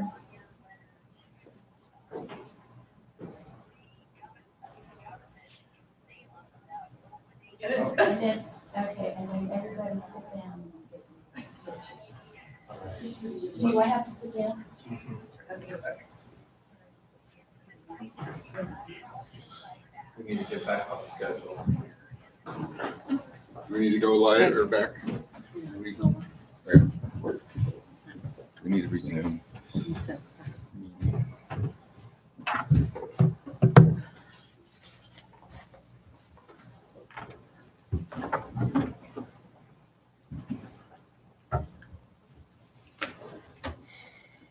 We back? All right. We can call back in. Let's call to order the 2020-2021 Budget Committee meeting. Sound professional. So our first presentation is going to be our Director of Health and Human Services, Lindsay Manfred, and I'll let her introduce herself. And I would just call out, just again, like we said before, with the current pandemic, we're doing things a little bit different. And instead of having the department heads sitting where I'm sitting, they're going to be joining us via Teams. And, while out on the YouTube channel, they're not going to be able to see the presenter. They're going to be able to hear the audio that's coming through. And again, we're still streaming live on the YouTube channel. And so at this point, the first presentation is going to be Lindsay. Thank you, Ken, and hello. Good morning, everyone. Most of you know me. This is not my first budget presentation to be part of, but it is the first one I am presenting as the HHS director. I think you are aware, February 1st of this year, I became the HHS director, and it's certainly been a different first few months than I had anticipated as the director, but I'm very happy to be here. I have a couple of members of my team with me. To my left, 6 feet from me, I have Christina Malai, who is our administrative business manager, and she oversees many, many things within our department, including all things fiscal and financial. So she's here with us. And then on my right, I have Jason Hennis, who is our new behavioral health director, which is a role that we used when there was the shift when Silas left and I became the director. Rather than filling a deputy director position, we really determined what our department needed at that moment in time was the behavioral health. So he is here with us in that capacity, and I'm very excited because we are going to be following a very similar format to budgets that you've heard presented by HHS in the past. We'll go ahead and get started with some key administrative and fiscal changes. Then we'll dive into the division-specific budgets and really end with sort of the threats and opportunities as we see them here in this moment. In front of you, you should have a packet with various handouts in them. They are all labeled in the top corner, A through G, and I will just use those and reference them as we're going through the presentation and let you know when one of those documents is relevant. But before I dive in, are there any questions? I just want to say thank you, Lindsay, for the work that you've done. You've been working really long hours under a lot of pressure. You've been really patient. I know the endless times I've asked you the same question over and over again, and your team and everybody out there that nobody, they don't get any glory, but they're doing the in the trenches work. So thank you, and thank everybody else on your team. Thank you, Mary. I appreciate that. And I'll certainly pass that along to the team. A couple of just overarching things. Good time to remind you all that our budget is 96% state and federal funds, and within that 96%, about 3/4 of that are medically necessary Medicaid funds that go towards those medically necessary services that we provide to the county. We could yet to see any financial impacts to Medicaid populations in Oregon based on federal policies. That had been something we've been watching really closely with the last few years, but we have yet to see that. With the exception of, as we continue through this Medicaid expansion and where we're at now, the state through this last biennium was required to increase their match to those federal funds by 10%. And that also led to the beginning of this session, the short session that happened in 2020, but we are anticipating being about an $800 million gap in Medicaid services. Certainly, the short session ended this year with more questions than answers. And so we will be continuing to watch that very closely to see if anything happens during a special session that may or may not occur. The other big important thing that was happening in the short session that we are watching closely to see if it comes up again during the special session is funding from the state to draw down federal match for the certified community behavioral health clinics. That has been a big substantial piece of not only our budget, but the way that we're able to wrap services around the population we serve. So we are very hopeful and we'll be working very closely to see if the state is able to likely funds draw down those federal funds to allow us to continue those services. We have a variety of our county administered programs that fall under our CCO budget, so our coordinated care organization budget, which locally is our 501c3 partner Yamhill Community Care Organization, often called Yamhill CCO or YCCO. This last January, they successfully secured a 5-year contract with the Oregon Health Authority to continue to provide services to people in the Yamhill County area. We have a modified contract for safety net outpatient behavioral health services for roughly 27,000 members that belong to the Yamhill CC Oregon Health Plan. One big change with our contract, and I know Penn mentioned some changes with the CCO contracts earlier. One of the changes that is significant to us, CCO is now taking risk for the behavioral health plan specifically. And so that risk no longer lands with us as the county or within the UHS.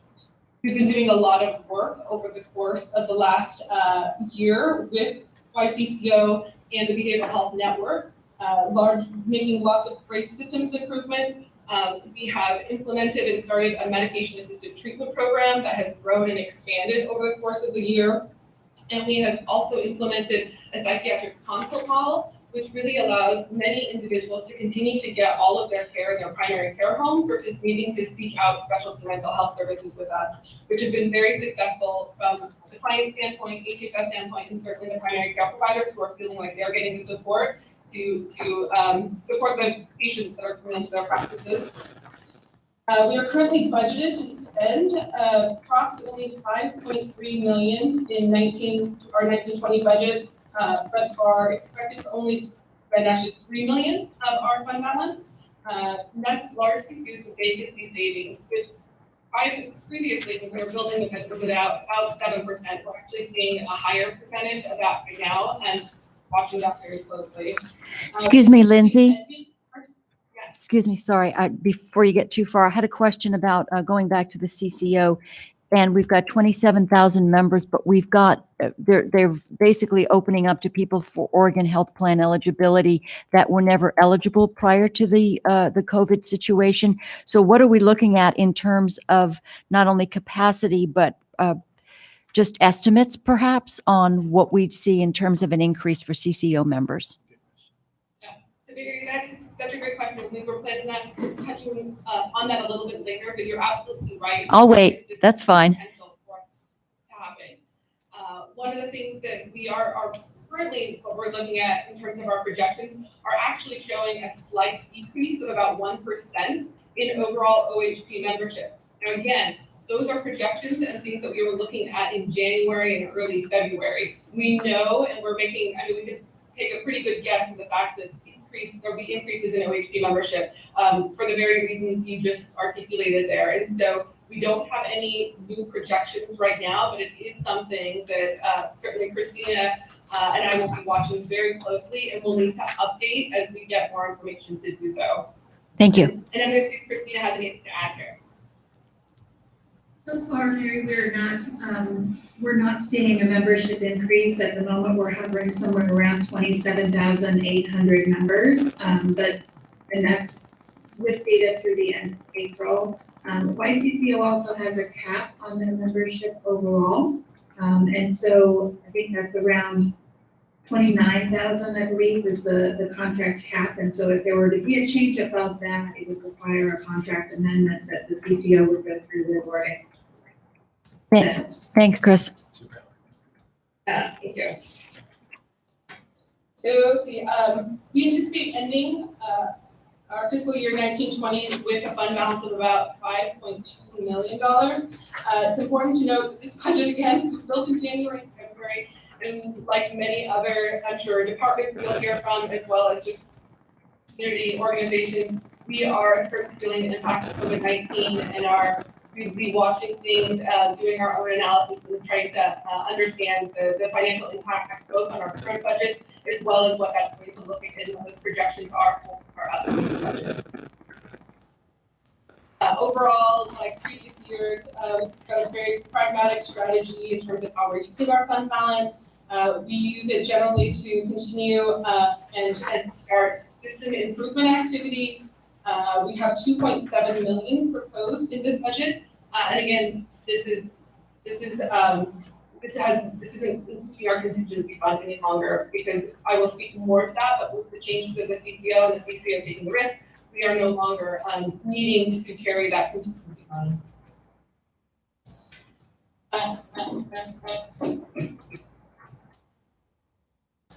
We talked a bit about our overall OHP status. Thank you for that question, Commissioner Sarah. And if you look at the first item in your packet, you can see some of those projections that we just spoke of around what OHP membership has looked like historically, and then where we're at right now.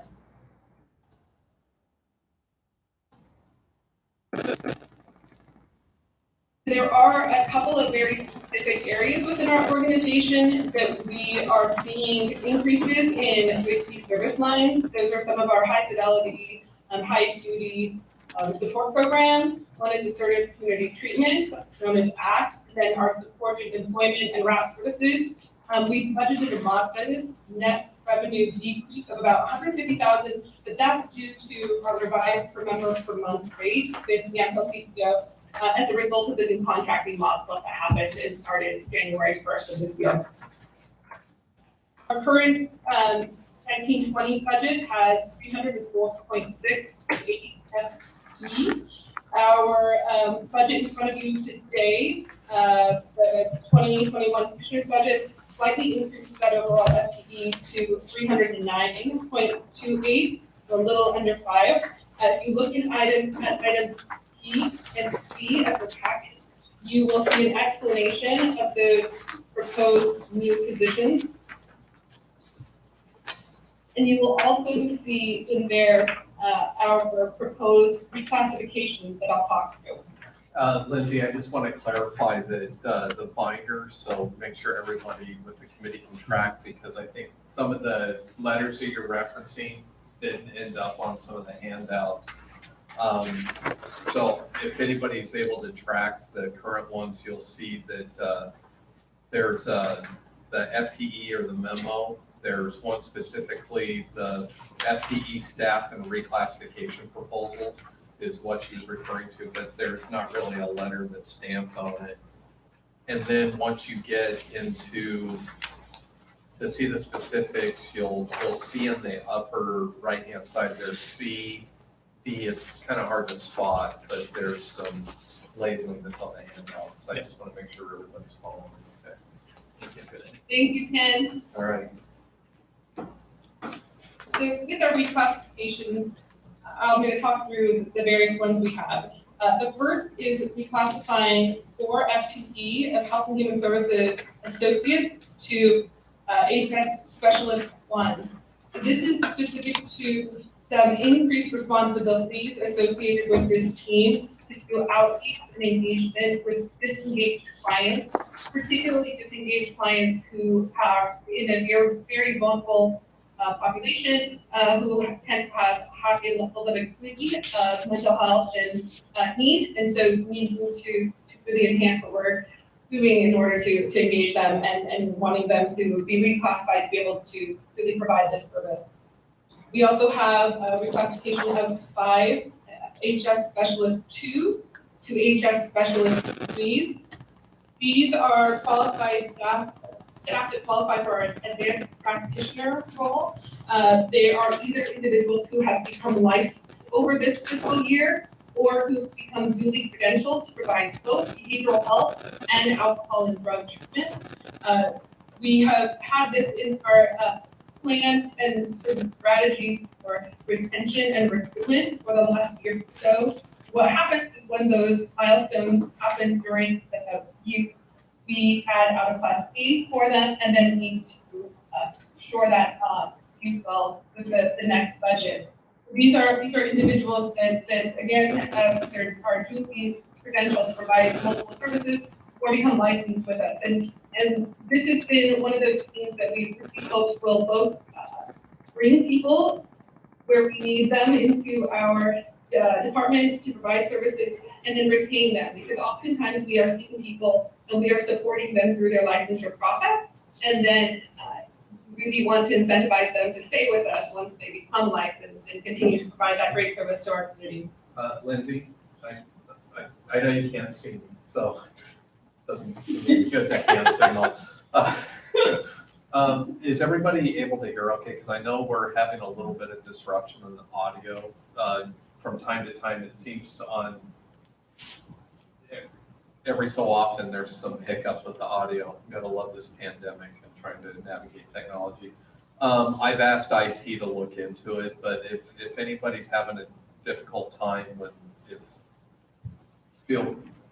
I think Lindsay can see you, she can't see me. So if you feel like you can just kind of like signal and Lindsay, just know that we're hearing from time to time where the audio is getting disrupted a little bit.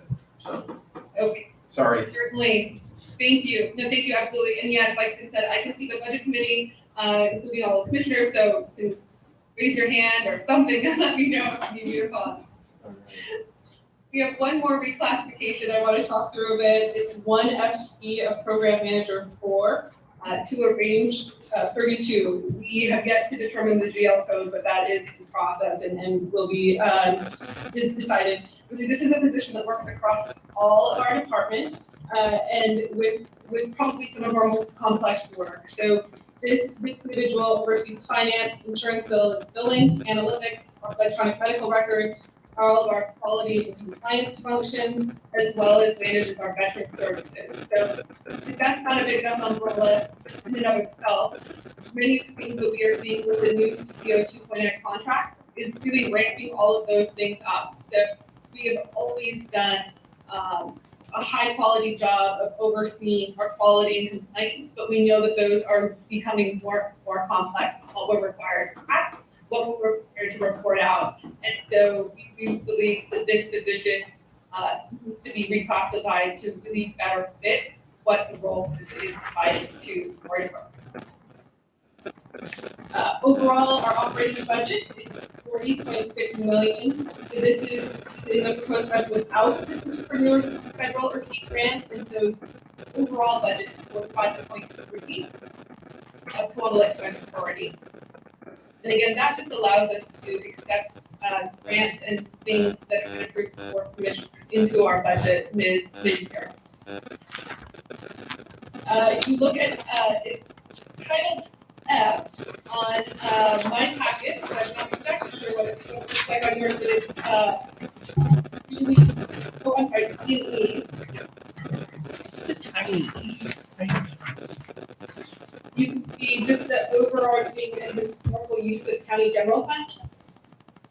I'm just gonna hold it up, but you probably can't see me well enough to see that.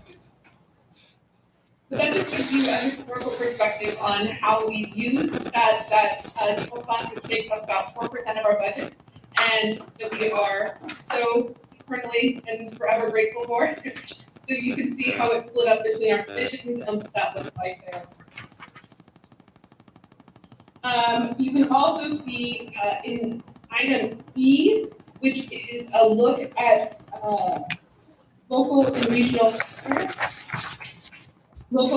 partners. These contracts have increased at the same time our core public safety net services, which are provided for HHS staff, have increased. However, due to the changes in the 2020 contract with YCCO, our fee for service payments to providers, so those things that we're pushing out to what we have historically called the behavioral health network, those have been eliminated from our budget. So those service payments are still going, they're still happening, those people are still getting money, they're still providing those services, but rather than this funds coming from us, they're coming directly from the CCO. So one other important overarching thing within HHS that is important to make you aware of before we dive into the division-specific budgets is the structural changes that we made throughout this last fiscal year. We made some changes just to allow better, really to meet our operational needs, better community needs much better. So we strategically moved some things around to allow that to happen. I will reference those as we go through the division-specific budgets. We'll get a better sense of some of those changes that we made. And then also, just as a sort of rounding point too, we have a board chart that is in your package that you can reference to as we're thinking through and talking about the division-specific budgets that might be helpful. So similar to other budget years, this is a budget that we plan to make mid-year adjustments if necessary. And certainly we'll be working closely with our county commissioners and county administrator if those needs, if that happens, then we need to do those. Before I dive into the budget of our division, are there any questions?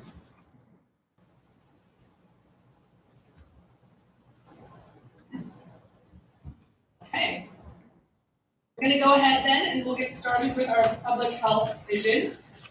Division that many people didn't even know existed until a couple of months ago, right? I function as the county public health administrator, which is a role defined in statute. And then we have Amber Miller, who is our public health manager and leads the day-to-day operations of that division. We are watching closely our restaurant license fees.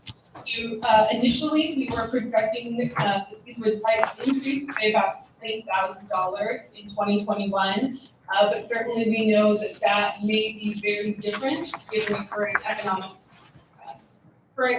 crisis and what's happening with many of our businesses. So that could very well change, and we will be watching that closely. We also removed the marijuana tax revenue for our 2021 budget, and you, of course, want to plan grant expenses, so you'll see that there. We are watching our variable revenue reports that are suggesting that client pay is down about $14,000, private insurance adjusted down $13,000.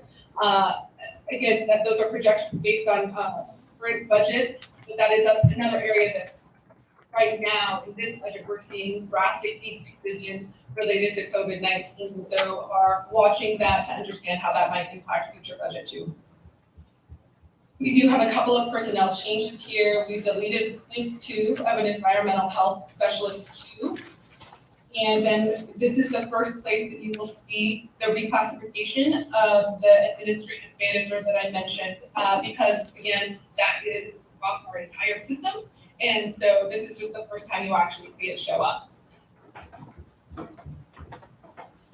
So, and then we also have health and human services benefits list B in row 6.24 that appears here for mental health promotion. Essentially, funding to support our efforts to do mental health first aid and things like that to bolster the community's ability to mitigate suicide.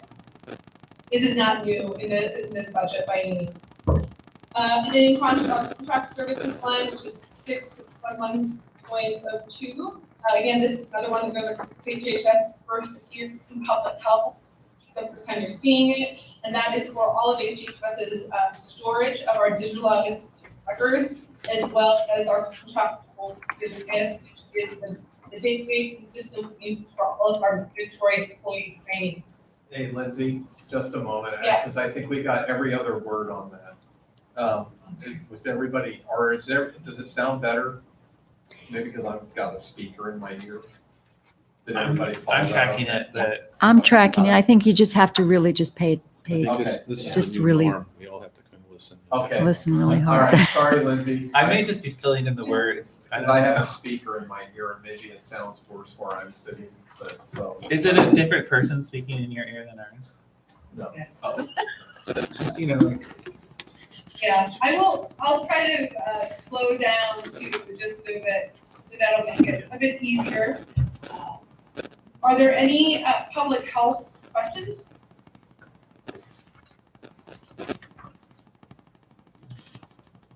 Doesn't even have to be Okay. budget. All right. Okay, then we can jump into our veterans and disability services. These are on page 7 for budget there. So really, this is the veteran services is led by Christina, I mentioned earlier, who is in the room with me. And then our developmental disabilities program is led by Carol Moore, the manager there. There are a few things that I know Christina and the team are really working hard to focus on this year with the veterans team.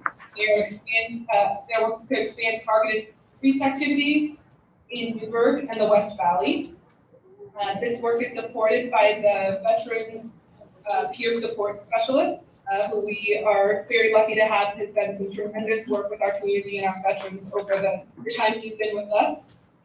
They are also working on training personnel to perform additional tasks that are within their skill set and within their classification to assist the veteran service officers, their overall capacity to serve the increasing customer flow and needs within our veteran population. There are some division personnel changes in this one that land within our developmental disabilities program. We are adding 2 FTE of HS Specialist 1, that's on line 406 to 22. These are service coordinators that address the increasing program need and growth. And they are all based on caseload size supported by the DHS caseload forecast for our county. Our developmental disabilities program has done a wonderful job of creating some fun things for the people who work with to include Wednesday night specials. Those funds that you see are able to provide flexibility to serve people outside the traditional medically necessary Medicaid rules. And so that flexibility is really critical to allow for those types of things to happen. Any questions about those divisions? Okay, we can go on to our community support services division. This is led by Emily Frey, the division manager there. Oftentimes, this is on page 10. Oftentimes we'll hear this program talked about as the Abacus program. That's because we have Abacus House. It sort of started out as that and has developed and grown over the years. The state grant here, line 334.11, has reduced to moving our peer rights program to its behavioral health and supported housing and rental assistance program into the new housing and recovery supports division. So I mentioned earlier that we had done some structural changes within our department, and this is one of the first places you see it show up. So you see those funding streams decreasing here, and you will see them subsequently increasing in the other divisions I mentioned. Private insurance was increased due to the revised variable revenue forecasting. That's line 346.11. And then personnel changes, again, you could reference the document in your packet, but really it's moving those staff associated with those mentioned programs into these other divisions. So you see a deletion of those staff and programs here, and then you'll see the increases in those divisions where they've been. Got it, thank you. That was my question. Great. Okay, any questions on community support services?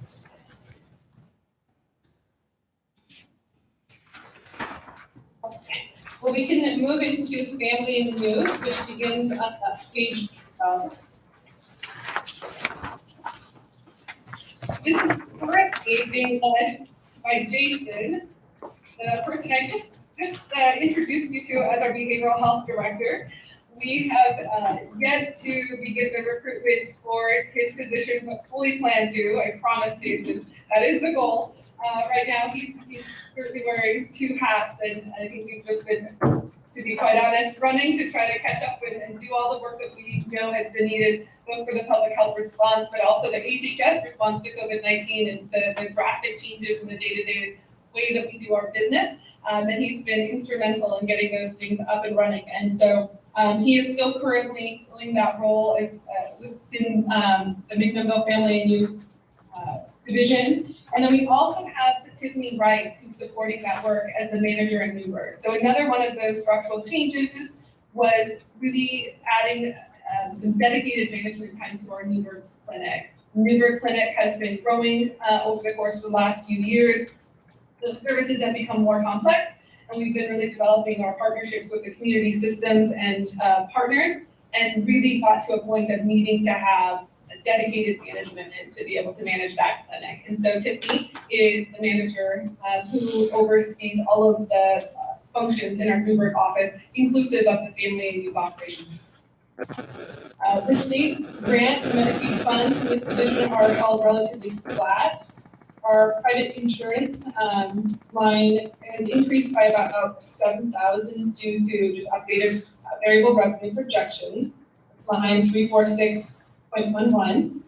And you see two of those reclassifications show up here of those individuals who have successfully met the requirement of becoming an advanced practitioner. We have an earmark here for some potential increased collaboration and enhanced partnerships with our schools.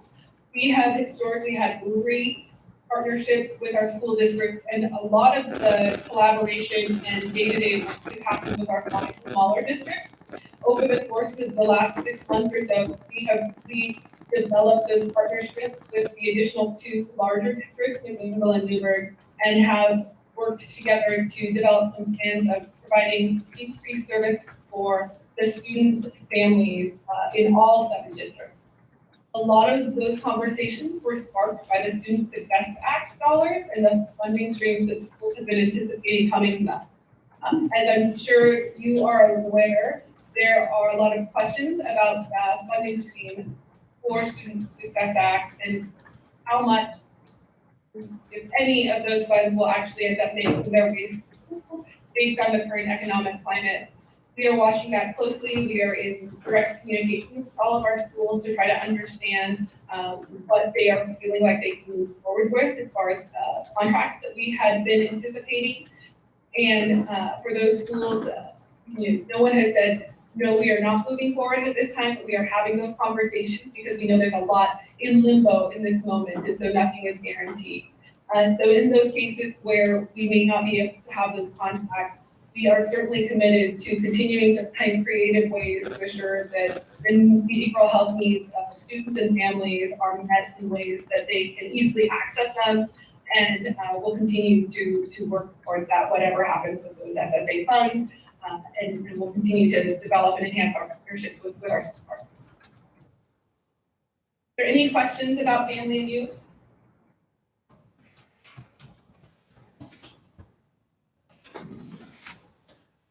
We can move to our administrative budget. This is on page 15.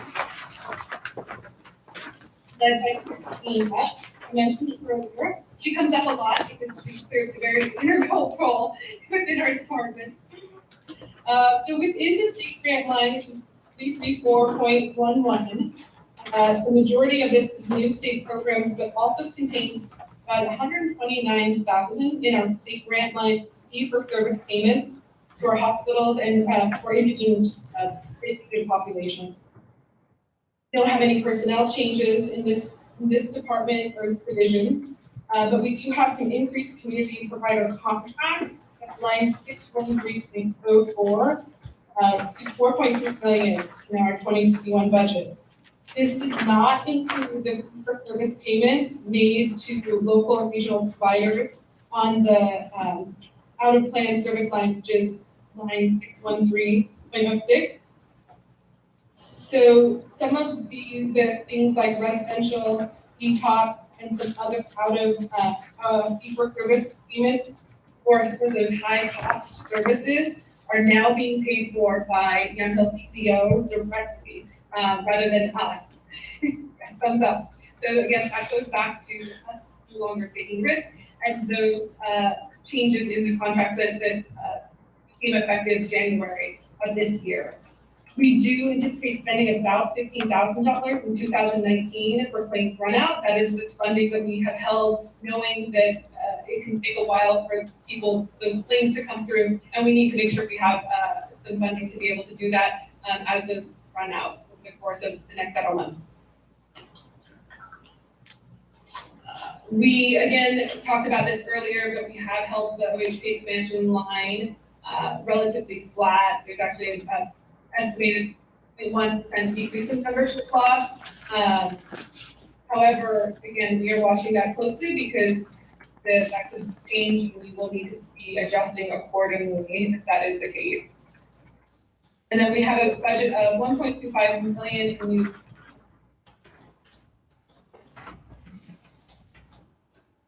$1.35 million in what? That was my.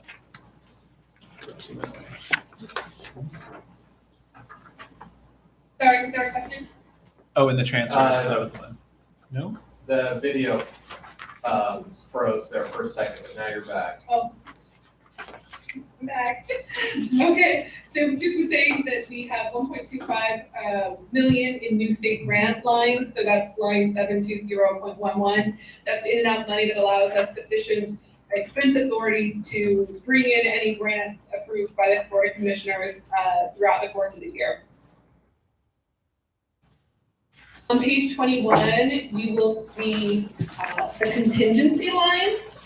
So we touched on this earlier. I know Ken touched on this as well. With that change in the CCO contract and with HHS and the county no longer holding the risk, we are no longer required or need to earmark those funds as contingency funds. And so you will see that removed there.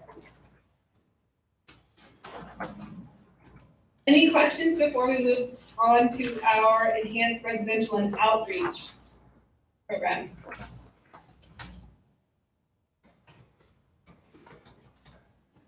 Okay. This program is led by Kristan Pendleton. Overall, this program continues to be very stable with few minimal changes that occurred during the 19-20 budget. Our private insurance on line 346.11 and public insurance 346.2. Revenue increase due to just updated variable revenue forecasts that were previously unavailable during the budget development last year. Additionally, these lines were increased to account for the vulnerable adults program moving from this division, moving from the adult behavioral health division into this division. And so you'll see that shift within both of these budgets. We have also retitled that program. It's no longer called the VAP or Vulnerable Adults Program, and instead renamed it Outreach, SIP Services, and Integrated Supports, or known as OASIS. We made that change, just feeling like that name was more honoring of the people that are served through that program. We do not have any personnel changes built into this division, and our grant expenses were added to more accurately categorize direct expenses associated with that vulnerable program. Any questions about enhanced residential and outreach?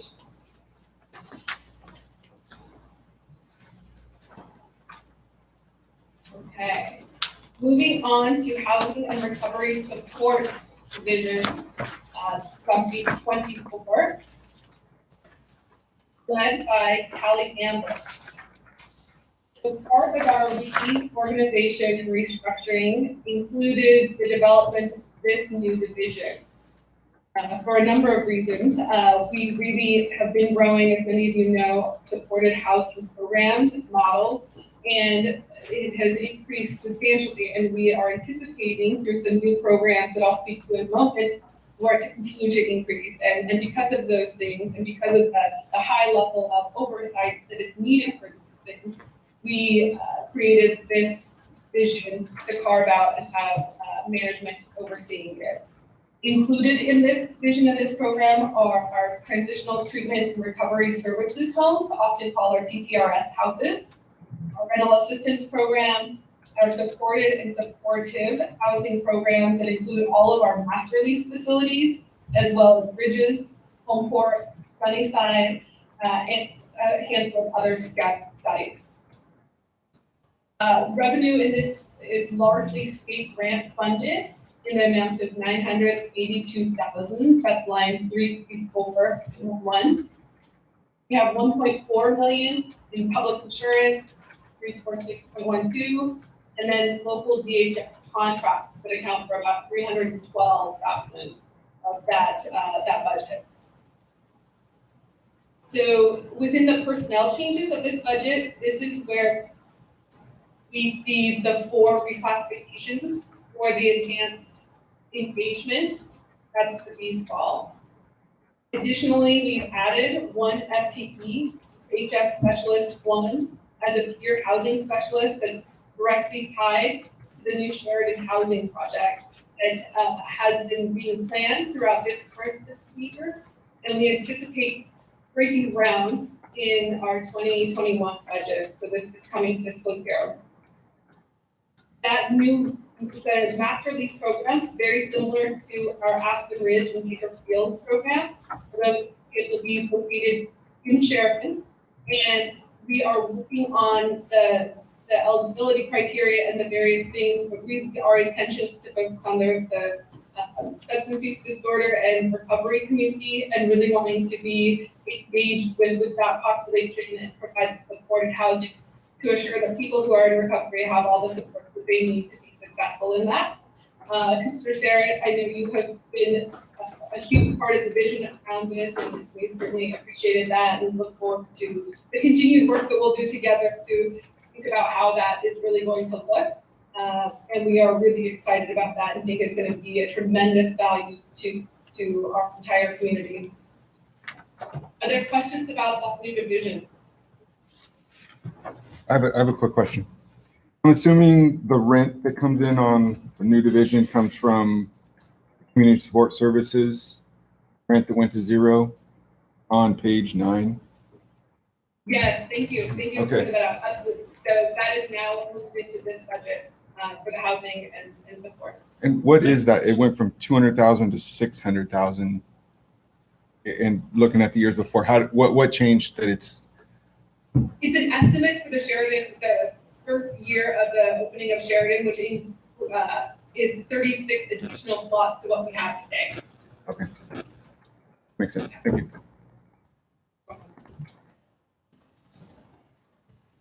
Any other questions?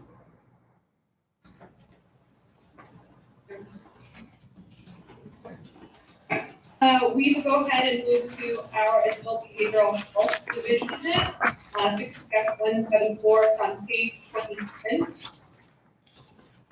This division is led by Raina von Clayton, Stephanie Ball, and Tiffany Wright. So Tiffany, as I mentioned earlier, oversees these functions in our Gruber clinic. Raina oversees our outpatient services, and then Bethany Ball oversees our our crisis and criminal diversion programs. And so we'll talk a little bit more about both of those things here in a minute. Overall, the state health grant 93411 is flat, does not include any potential new revenue. We just don't have any potential new revenue forecasting at this point. Patient fees, which is line 4610, and private insurance were decreased by 20,000 and 55,000 respectively due to updated variable revenue forecasting and the moves that those programs we were just talking about into the housing recovery division. Our public insurance, or OHP, line 346.12, has increased revenue allocation due to increased utilization, increased medication-assisted treatment programs. I mentioned one of the big launches that we've had recently is our medication-assisted treatment program, and we are beginning to see more and more of that being utilized, which is great, and we're having a lot of great success. So some personnel changes, again, you can reference item B and C as far as handouts. So we have a couple of changes here that show up in this division. One is an added 0.5 FTE program manager 1. This is to support a supervisor for our crisis criminal justice diversion services, all within adult behavioral health under Bethany Ball. If approved, this change will really allow us to provide better oversight to the adult safety net services that we provide in our community. And certainly we anticipate having other added benefits just around our business practices and efficiency as well. Similar, we have another added 0.5 FTE program manager 1 that lands in this budget. This is for a supervisor for our adult behavioral health outpatient programs in our McMinn clinic. That again fall under this division. Similar to the other position, we really anticipate this allowing us to have better oversight of these very, very complex programs. We have added an additional FTE of registered nurse 3, that's line 406.08. Registered nurse 3 means a practitioner. Those are individuals who are nurses that have advanced training and are able to do driving and things of that nature. This is for the remainder of a full-time psychiatric behavioral health nurse practitioner in our medication assisted treatment program. We added it mid-year as a contract employee. This position was previously categorized off our professional services line, 610.5. So you'll see a corresponding reduction in the expense on that budget line with this shift. We also have an added 1.0 FTE of Office Specialist 2, that's up on 940.02. This is our McMinnville Clinic and tied just to additional growth and reorganization with our behavioral health program.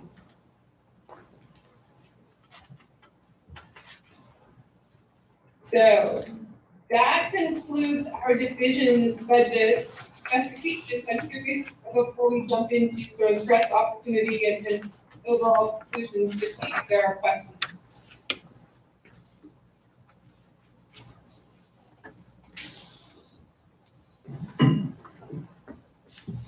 Feels awfully quiet. Okay. You're doing great. So before we totally conclude, I just want to talk a bit about some of the upcoming threats that we see to our budgets and consequently service lines and service. And certainly, we've touched on COVID-19 a handful of times, but we are still, we know that there are significant impacts to our budget. We are watching our current budget that we are seeing some major changes in this 1920 budget, largely related to any of those services that we have that are fee for service, as well as substantial increases in costs for both our public health staff and the way that they've been working, as well as costs related to how we've had to modify HHS operations to continue to provide behavioral health services to individuals who need them through things such as telehealth and other things like that. So we have been analyzing those things. We will continue to analyze those and so that we can understand how those impacts that are quite significant to our current budget will then impact our budget going forward. So we will and will continue to monitor that. The other big thing is the Certified Community Behavioral Health Clinic funding I mentioned earlier as we were talking about the short session and our hopes for having the state match determined to pull down the federal match at that time. We know that didn't happen, and so we are hopeful that during the special session, perhaps that will still happen. And if it doesn't, then that is certainly something both as a state, Oregon will need to solve for, and we will need to be solving for within HHS as well. And we are hopeful that funding comes through, because as I said, in addition to the finances, it really has allowed us to shift the way that we provide services to individuals in a way that is much more person-centric and really, in my opinion, provides much higher quality care. And then the third thing that I'm sure you will hear from various departments as well is just escalating first costs and being able to manage to that.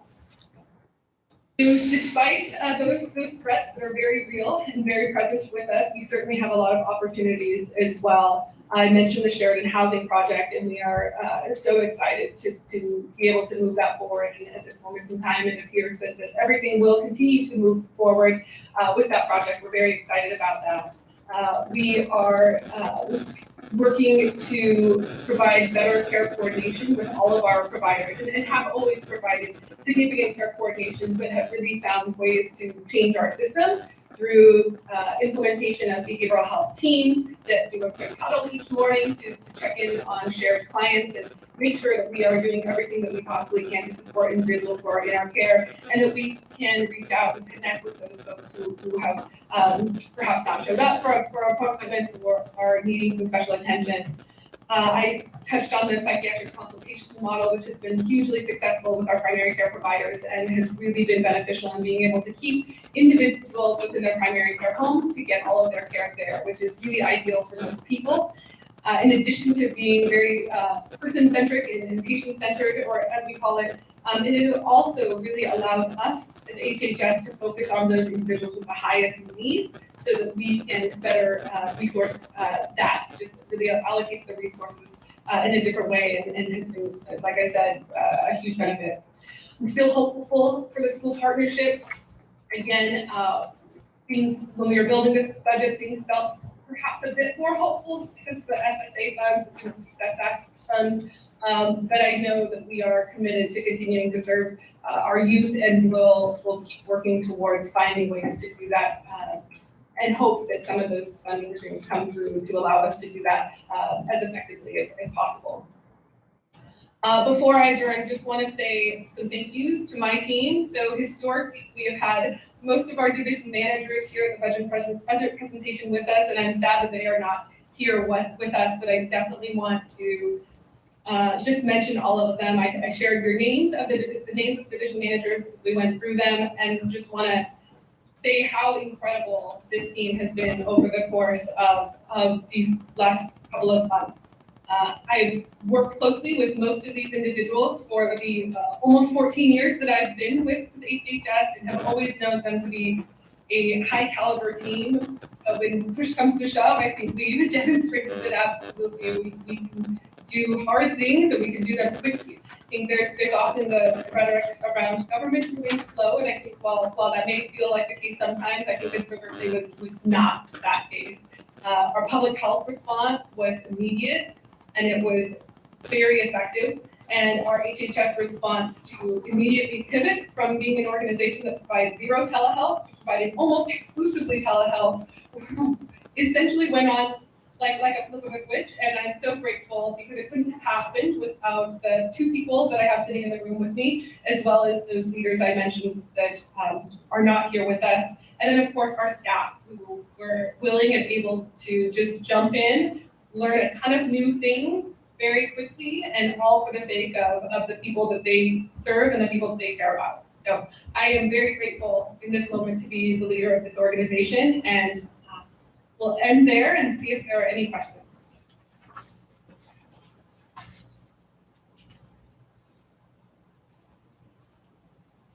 That was excellent, and you're a speed talker, and it was all understandable, and it was very concise, and I really appreciate this presentation.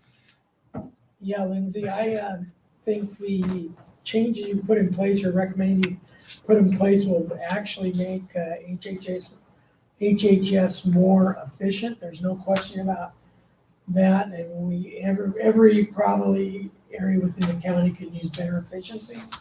I am concerned, as you mentioned, I am concerned about state funding and what's going to happen with state funding, and also that the state is going to actually create more of the mandates of programs we have to do without providing the funds to do it. And those are my two big concerns with the state, is the state funding and them telling us or requesting us to do more programs or implement more things without giving us the additional money to do it. So, but that was a very good presentation, Lindsay, very good. Thank you, Commissioner. Hi, Lindsay. It's Lindsay. I have a question about the telehealth, because it does seem like you guys switched that, flipped the switch on very quickly, which was so impressive. do you anticipate going forward, once we kind of quote unquote get back to normal, implementing some of those ways of reaching out to the residents that we serve and continuing that? Yes, absolutely. I think telehealth was one of those things that we have been thinking about with some specific populations that we serve, and thinking we really need to figure out what our approach will be to this. And then of course, everything was put on super fast speed. And so we've done a couple of things. One, we've applied for 2 outside federal grants that we are hoping to bring into HHS that will help us continue to provide these services and enhance some of the technical aspects and equipment and things like that that we'll need. But what we're learning today is that we have a handful of populations and people that we are serving that are doing better with telehealth, that we are seeing increased engagement, we are seeing increased receptivity to different things, and we find that to be extremely promising. And so what we're doing right now is understanding what part of our service array lends itself well, and there's an added gain to having them done through telehealth, and then we'll plan to find ways to continue that. On the flip side, of course, we're learning the areas where it's not as conducive to providing services, and so in those circumstances, when we are able, we will certainly be reverting back. But definitely, I see that there will be an increased use of telehealth overall for us in the coming year. Thank you. Director Manfred, thank you so much for all the work. This is Casey, for all the work that you've done in moving so quickly. I really appreciate it, and I hear from a lot of people who are amazed at how quickly you responded. I also want to acknowledge that County Administrator cooperated in that. So thank you very much. I just wanted to ask you, are there any questions from lay committee members about any of the programs? Just in case, because you talked about the CCBHC, and I wasn't sure, and you expounded on its virtues, but I wasn't sure if that needed any clarification or not, for example. All right, great. All right, thanks, Lindsay. Thank you. Thanks, Director. Thank you, Lindsay. Thank you. Nice job. Thanks, Jason, Christina. We need to see their waving hands in there. All right. Yeah, so you can see. Hey, look at that. I'm gonna keep watching it though, rather than watching you now. So at this point, we were scheduled to go until noon with the HHS team.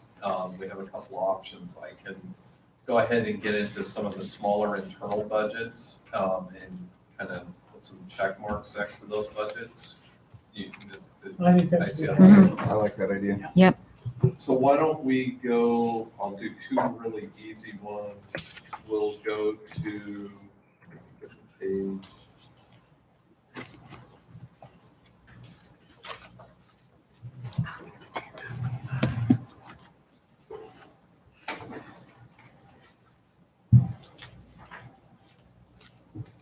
If you go to page 136, this is going to be way back.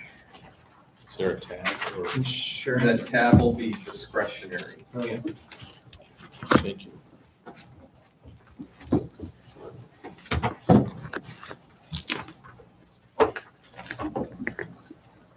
Commissioner Stewart, we cannot see you on the screen, but I can see you in real life. So And that's so much better, isn't it? I think so. So much more optimal. All right, is everybody there? Yeah. So on page 136, just like I had mentioned in the opening message, this is the discretionary revenues. So the one thing that I would call attention to in this budget document, in budget 10, when you look at those individual budgets, they're going to appear to be out of balance. We don't show the discretionary allocation as a revenue coming into those Fund 10. Essentially, all of those budgets and on everything that starts with the 010 budget, they balance to this budget, and that's how we represent the discretionary allocation.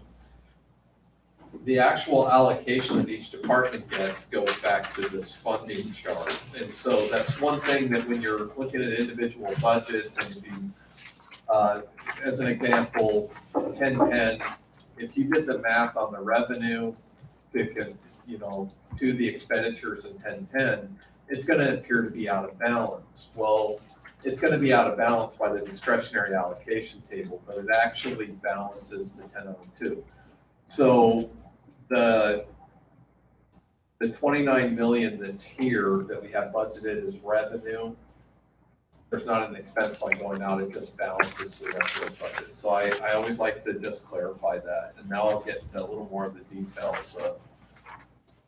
There's not a ton of changes with this, admittedly. A lot of the numbers that went into this were built during more certain times. And so I'm anticipating that some of the revenues we're watching pretty closely are, even though it's a small amount, but the amusement tax, because we recognize that, that's there's an impact there. The pool and bond interest is another one that we're watching pretty closely and anticipating that it could come in as half that. And then Can I ask you a question real quick? Is that okay? Yeah. About the pool and bond interest. It shows it essentially being 50% of what it was last year. We're talking, sorry. Budget. But the proposed budget is 50% of what it was last year's proposed budget.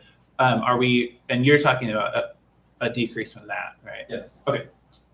Yeah. What we had budgeted last year, if you look at the year-to-date actuals compared to the adopted budget, so we were already budgeting these interest earnings down, but we anticipate we're going to have to budget them down even further. Okay, great. Thank you. And I have a question on the big issue, the taxes. Yep. Since I wasn't on the budget committee in '08, is there some correlation to what the impact was then that we could parallel here in the sense of an idea? Not really. That one would be a stretch to do because with that being specific to housing, with the last economic crisis was specific to the housing market. And so you had land values and everything. And where this isn't, this is a pandemic, we're not sure what I think you'll hear it more when Ken Friday does his presentation. And he's our planning director.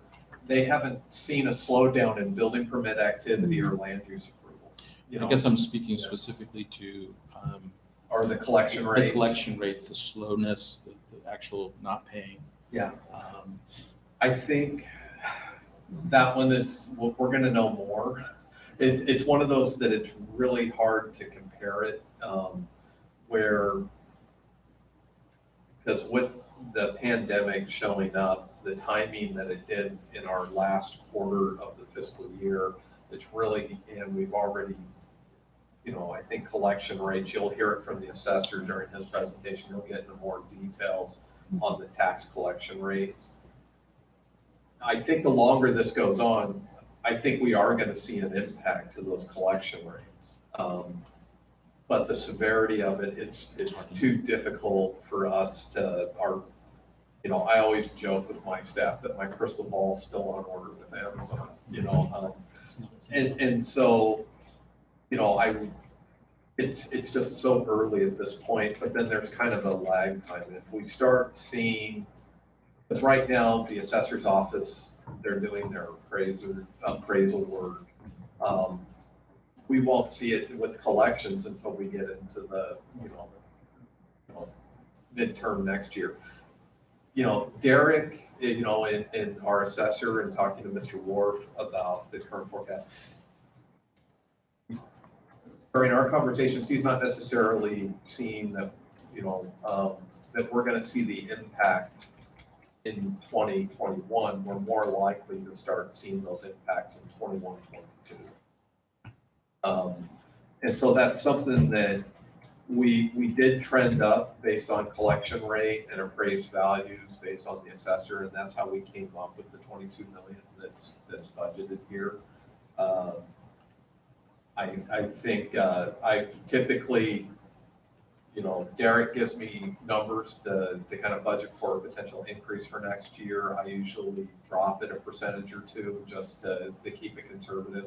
I didn't drop it quite as much because when we were building this budget, if you look at some of the prior years, we were actually doing quite well as far as those numbers coming in. So, so I feel pretty good about the number that's in here, but also it all depends on how long this stretches out, what the economic recovery is going to look like when we get into, outside of all the declared emergencies and restrictions. And we may have to, at some point, it's funny because when it comes to budgeting,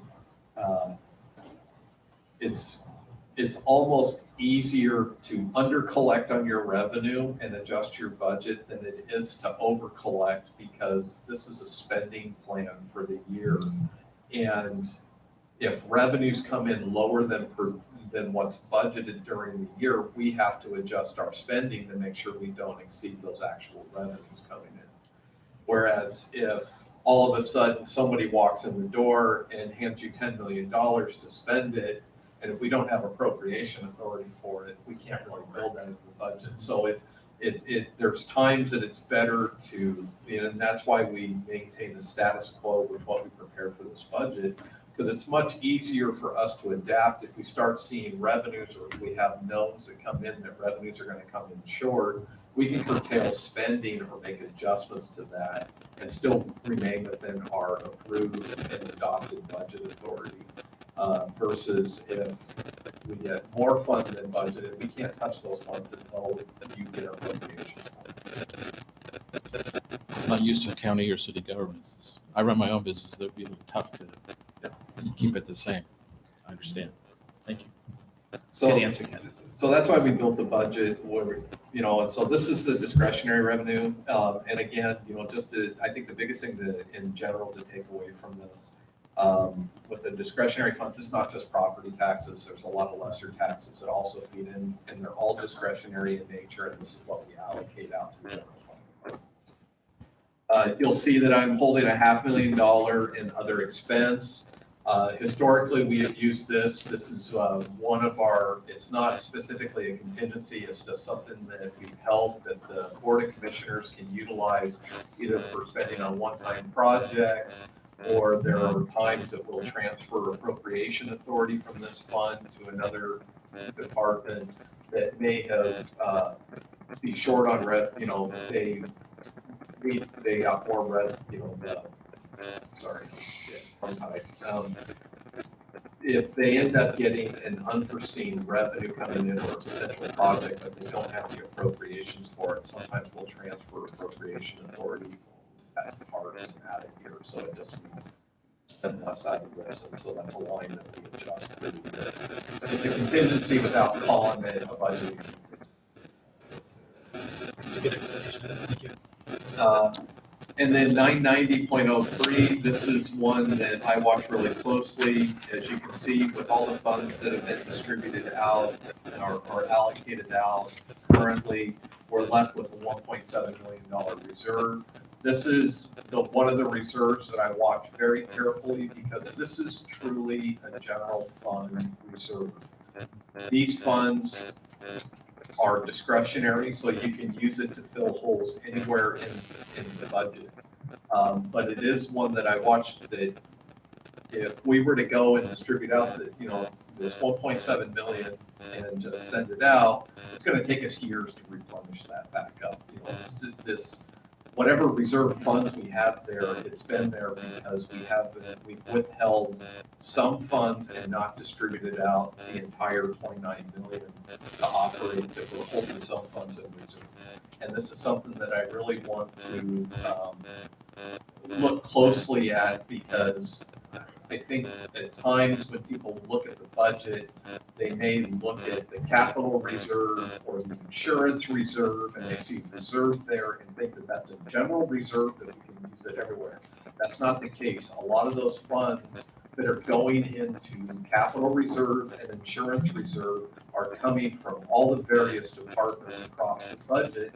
And there's a mix of restricted and unrestricted funds that are going in there. So as an example, like a general liability, where every non-general fund department and the general fund all pay into the general liability fund. They go in based on their build on a percentage. And so if we're going to distribute those funds back out to cover a shortfall or utilize those reserves, we have to do the opposite. We have to put that out based on that percentage back to those departments, if that makes sense. So I'm just keep emphasizing, that this number, I always watch this really closely because this is really our general fund reserve that can be used for anything. So it's right now based on the current allocations, 1.7 million. Ken, as you start off your presentation today regarding policy and processes, the budget. It seems to me that that's one of those areas that we should probably have a policy on what we maintain in that, how it goes out. Because I agree with everything you say, with no policy really behind it. I think a policy really needs to be set for that. I agree. There's GFOA recommendations when it comes to general fund contingencies and reserves on percentages that we should be maintaining. But then I also recognize that that's a policy decision made by the Board of Commissioners as well. So I have some thoughts on that maybe on Wednesday when we get there, I'll share some of the recommendations. That sounds great. Thank you. But that's 1002. Any questions on 1002? Yeah, I got the bottom line number with the total expenses discretionary revenue. I wrote it down from a previous number, like separating out things, and I'm really glad we got the same.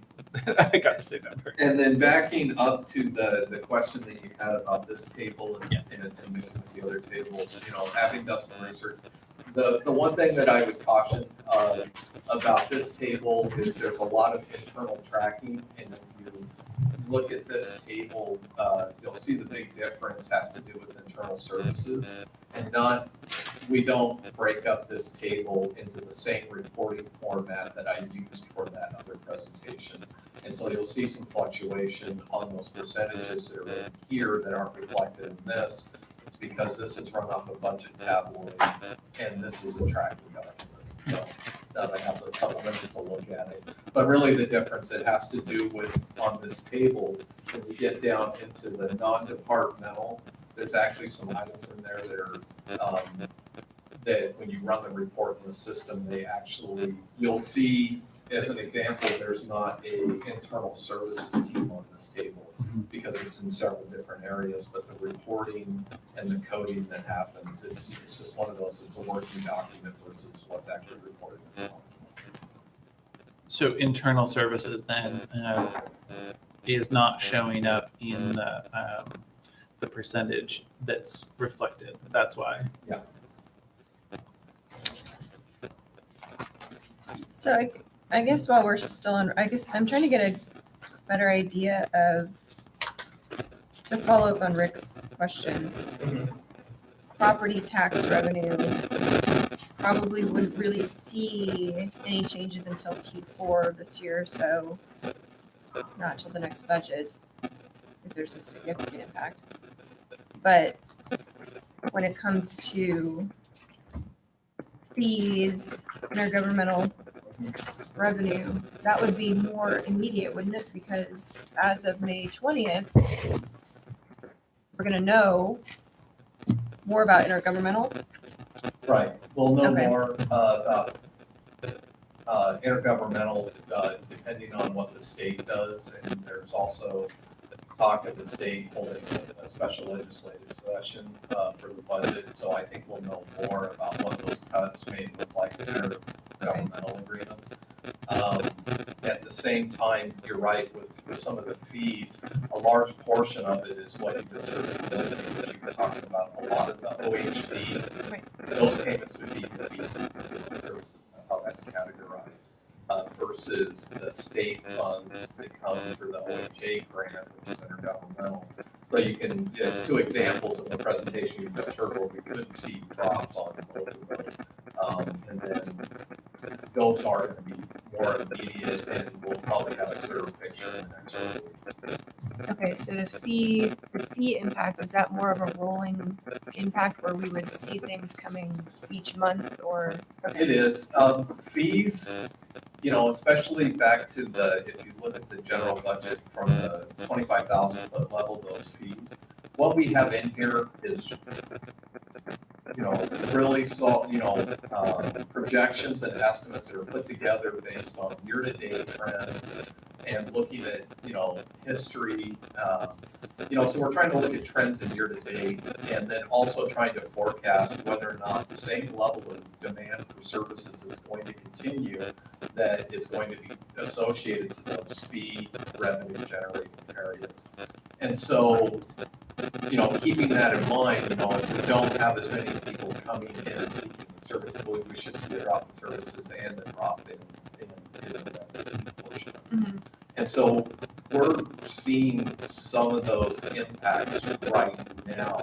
We just haven't been able to, because we've only seen 2 months of impact with the restrictions and not enough to really say, like Lindsay was saying, we moved pretty quickly to roll out telehealth, but there was a gap there where services weren't being provided because it took some time to implement the telehealth. So what is that impact going to look like for HHS services?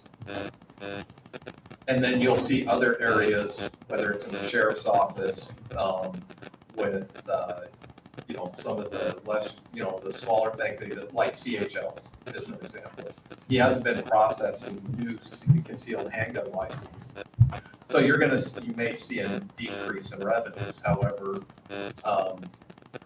it's really hard to project or trend it out because I think he was already ahead for the year on some of those licenses. So it's a whole balancing approach, and it depends on department to department. I don't know if I explained that very well, but it's a lot of moving. Yeah, a lot of moving parts. But some of our expenses stay constant, personnel, Yeah. for one. So I think that's my concern, is where's that gap between if we do have a decrease in service, but also a decrease in revenue, you know, at some point, the rubber's gonna hit the road there, so. Yes, I agree. We're gonna have some, you know, it's something that we're monitoring and,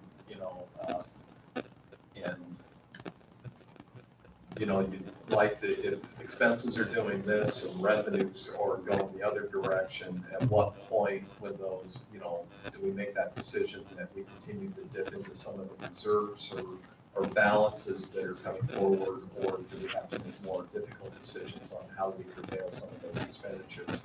Because also recognizing that if service levels are dropping, then we have less demand on the service, then we may have to make difficult decisions on pertaining to some of the service areas that we provide. And one a good example of the, I guess, kind of that rubber meets the road that I've heard from Director Friday from the Planning Department is that in the past because of his experience with the 2008, he has tried to build up his beginning fund balance so that he can maintain staffing levels, so that when things respawn or resurrect, that he still has the staff to respond to that by actually having inspectors out there. And I've appreciated that perspective because it looks like, oh my gosh, you've got a really big beginning balance, and they're, oh, that's to respond quickly.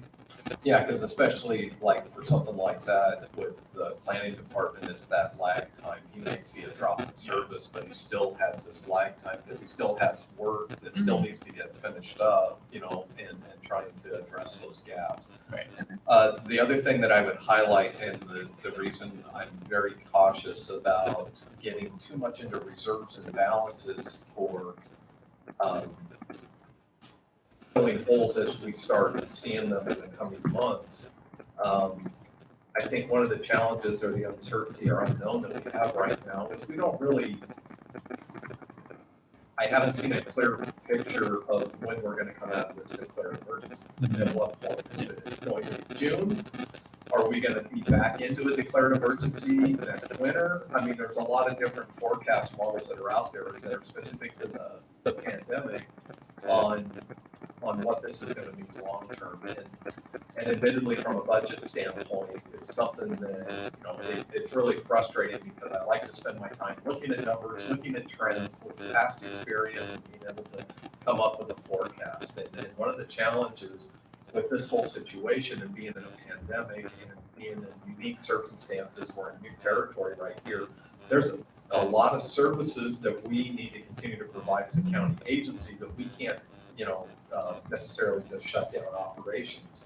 And, the services we have to continue, but we also still need to be able to fund those operations that we are doing, so it's a struggle and there's no clear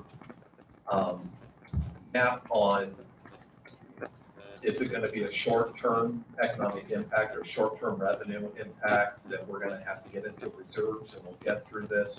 Or do we need to be ready for this time next year, we're gonna be like, well, hey, it's our annual pandemic quarantine period, and here we go again. And it's something that we have to keep in the back of our minds and something we're gonna be discussing in great detail. I think I'm gonna be watching the budget very closely as we have been from day one. And one of the, now that we're getting invoices and we're getting timesheets and the further we get along in this, the more we're gonna see what those specific impacts have been since we've been in the declared emergency. So. Okay. Thank you. All right, any other questions on that? Well, if you want to turn the page, on page 137, and this is budget 1090. And what this fund does, this is our transfers and discretionary funds to non-general fund departments. And so what you're gonna see here is transfers to capital improvement. The 431,000, that goes to 4016, which is our facilities maintenance. Capital improvements, 83 to 4027, that goes to our capital improvement fund. And then you have 296,000 that goes to 4116, that's our jail maintenance. So Fund 40 is not a general fund department, but we provide general funds to help support those operations and programs. And so that's what this fund does, is it's a transfer. And then you'll also see the transfer to Health and Human Services at 1.9 million. And again, these are funds that we transfer to HHS that she uses for, and Lindsay uses in various program areas. And where is in that table that you gave us for that figure? So, and then the top line, I skipped over community corrections, the 220,000, and that's for misdemeanor supervision. Adult corrections only gets funding for felony supervision, but the board many years ago determined that there are certain misdemeanor cases that's a priority that we still want to supervise, even though they're not subject to probation, the full felony probation, so that's where this 220,000 goes to Department of Community Justice to supervise those caseloads. Any questions on 137, page 137? All right, if you want to turn the page, and again, these are some of the short ones. 1092 is the contingency fund. And what we do here is historically, we try to hold funds in a contingency. And this is just to show that I'm recommending that we put $500,000 in contingency. And this is based on with a lot of the uncertainty that's happening, to have some contingency funds available should we need it for response, budget issues, revenue shortfalls, or even just if we need to, if public health needs resources or some of these other departments, we have contingency funds available for that. So you don't see expenditures that come out of the contingency because typically, number one, it takes an official action by the board. I just can't say, charge it to contingency. We actually have to do it by board order. And typically what we'll do is you'll see this number get reduced if we access contingency funds. We'll by board order transfer the funds and appropriations of that fund that needs the assistance. An example of what we transferred funds to legal counsel this year. I'm trying to We did. remember, would that have come out of this? It did not come out of Okay, I didn't think contingency. so. That Yeah. really wasn't a contingency. That came out of 1002 out Okay. of the expense line. That's what I thought. Thank you for We clarifying. transferred funds and for an error and a budget shortfall, an error in their beginning balance forecast came in substantially lower than what was estimated. So there was a revenue shortfall that needed to be addressed. And that's from 699.01, right? Is that correct? 1099, 699. You busted that number out. Okay, thank you for the clarification. All right, any questions on contingency? I'm trying to think if there's another.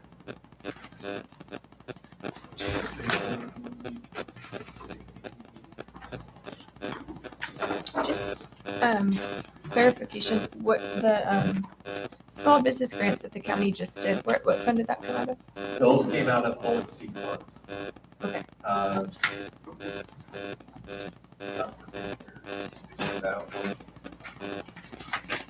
Yes, that came out of the O&C funds that the board has historically used for one-time projects and Okay. grant awards.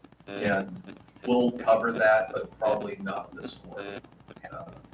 We'll probably cover it tomorrow afternoon. Or no, actually, we'll cover it this afternoon. When we do the internal services at 3:30. So. Well, it's 11:56. It seems like we're at a point that if we wanted to break for lunch and then we reconvene at 1:30 to hear the culture and recreation. All right. 2020-21 county budget committee recess till 1:30. Thank you. Thanks again. Thanks, Jerry. Thank you.